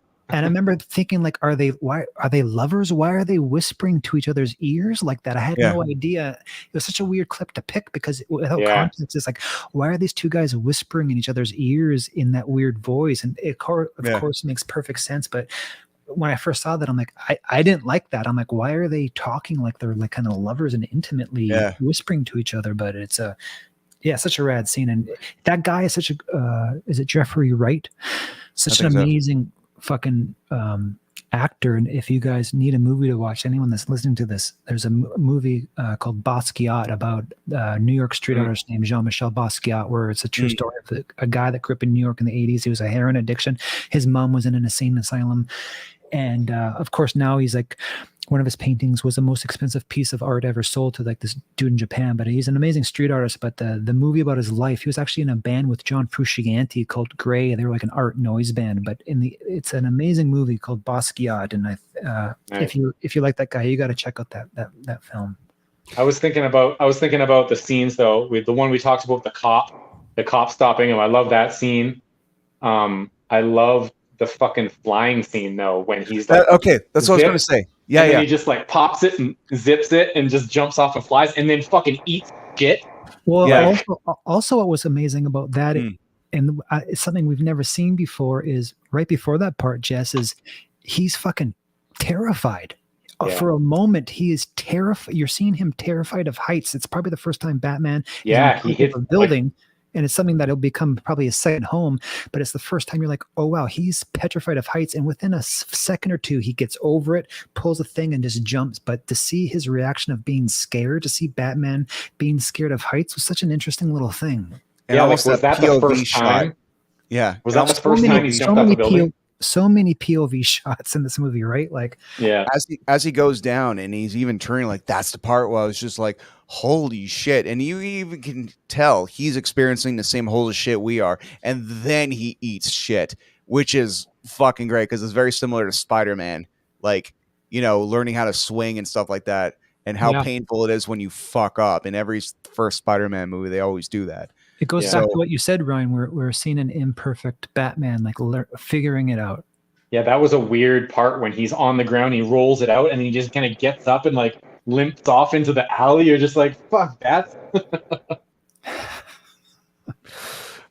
that. Look, let's face it. We usually never see anything in Batman's eyes. So fucking kudos to Pattinson and the people that made his cowl, because that's the most expressive I've ever seen Batman do anything. Usually it's just like he has to do all his acting with his mouth and his voice to overemphasize, like the quiet inner like gears spinning that Jesse was talking about before about this Batman has never been done before, and it takes a Robert Pattinson to do that. So, here I have a hot drink now.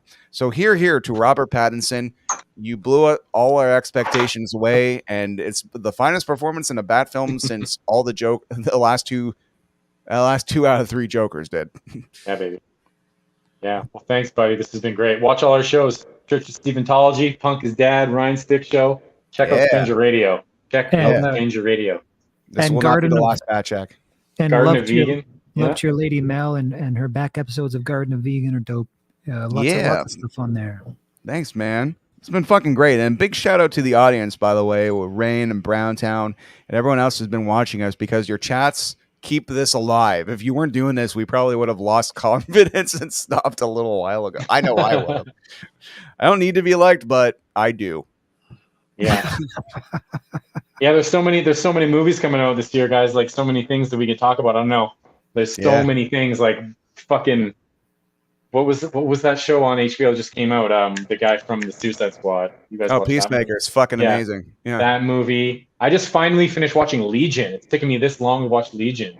I finally finished. Yeah, I want to. Oh my god. So many things though, but the new Doctor Strange is coming out. Like, should talk about shit more for sure. Awesome, guys. All right, everybody. So thanks for watching this show. This has been it's Ryan Stick Show, but this has really been the Stranger Radio Bat Chat, which will be as soon as I get my connection where I could broadcast on the fucking Facebook and Stranger Radio again at the same time simultaneously, which is the way it really should be. We're going to be doing, I don't know, guys, I don't know what your schedule is like, but I definitely want to talk geek at least every 2 weeks if it's possible. Super fun.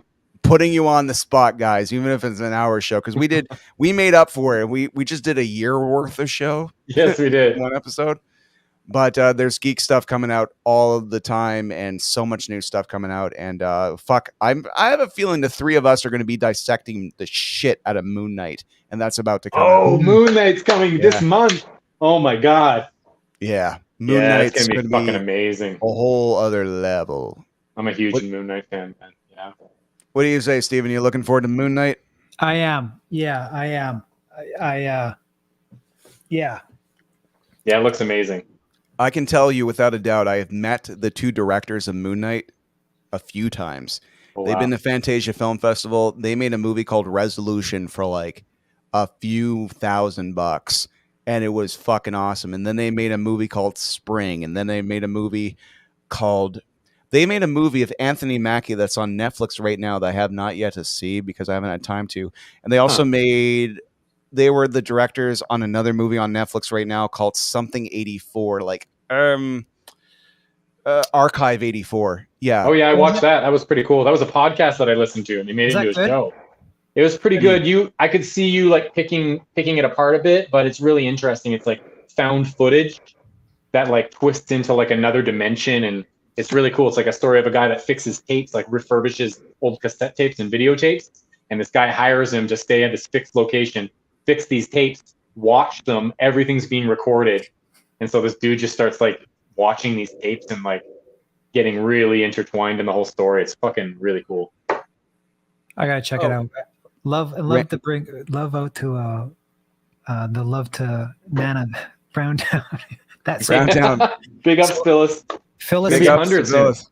So Phyllis is my soon-to-be 100-year-old grandmother in most shows on Stranger Radio ad with a sign-off that she did saying, "This is Stranger Radio," saying Adios, amigos. Yeah. "Adios, amigos," and she's turning 100 in a couple weeks. I'm flying back to Vancouver to see her. So, love out to you, you, my man, for the love for Phyllis. I'm going to tell her she's famous on the internet, and she'll say, "What's the internet?" Awesome, man. Okay, Jess is gone. That is the universe saying no. So everybody wave goodbye.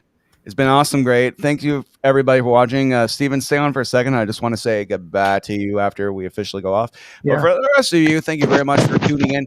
If you are a fan, everybody, of Guardians of the Galaxy, the video game, I have an exclusive interview coming up within a few days on this very YouTube page with the guy who wrote all the original Star-Lord music in the video game Guardians of the Galaxy. Star-Lord is a band that Peter Quill names his Star-Lord character after. It was his favorite band when he was 13, and they made original music for it, and Steve Shipkowski was the guy that do that, so we did all that. He also was the engineer, and he hired a bunch of rock stars to be the alien voices of Guardians of the Galaxy. So it's a fucking amazing interview, and if you like that, I have a full cast interview, shit ton of stuff, all coming soon and already on this YouTube page. So please fucking subscribe. And if you don't want to, that's fine. I'll be back with the handsome guys eventually. So that's all that matters. Thank you very much for tuning in. Here's my theme song. I wrote and sang it myself. That is pathetic, I know. Good night.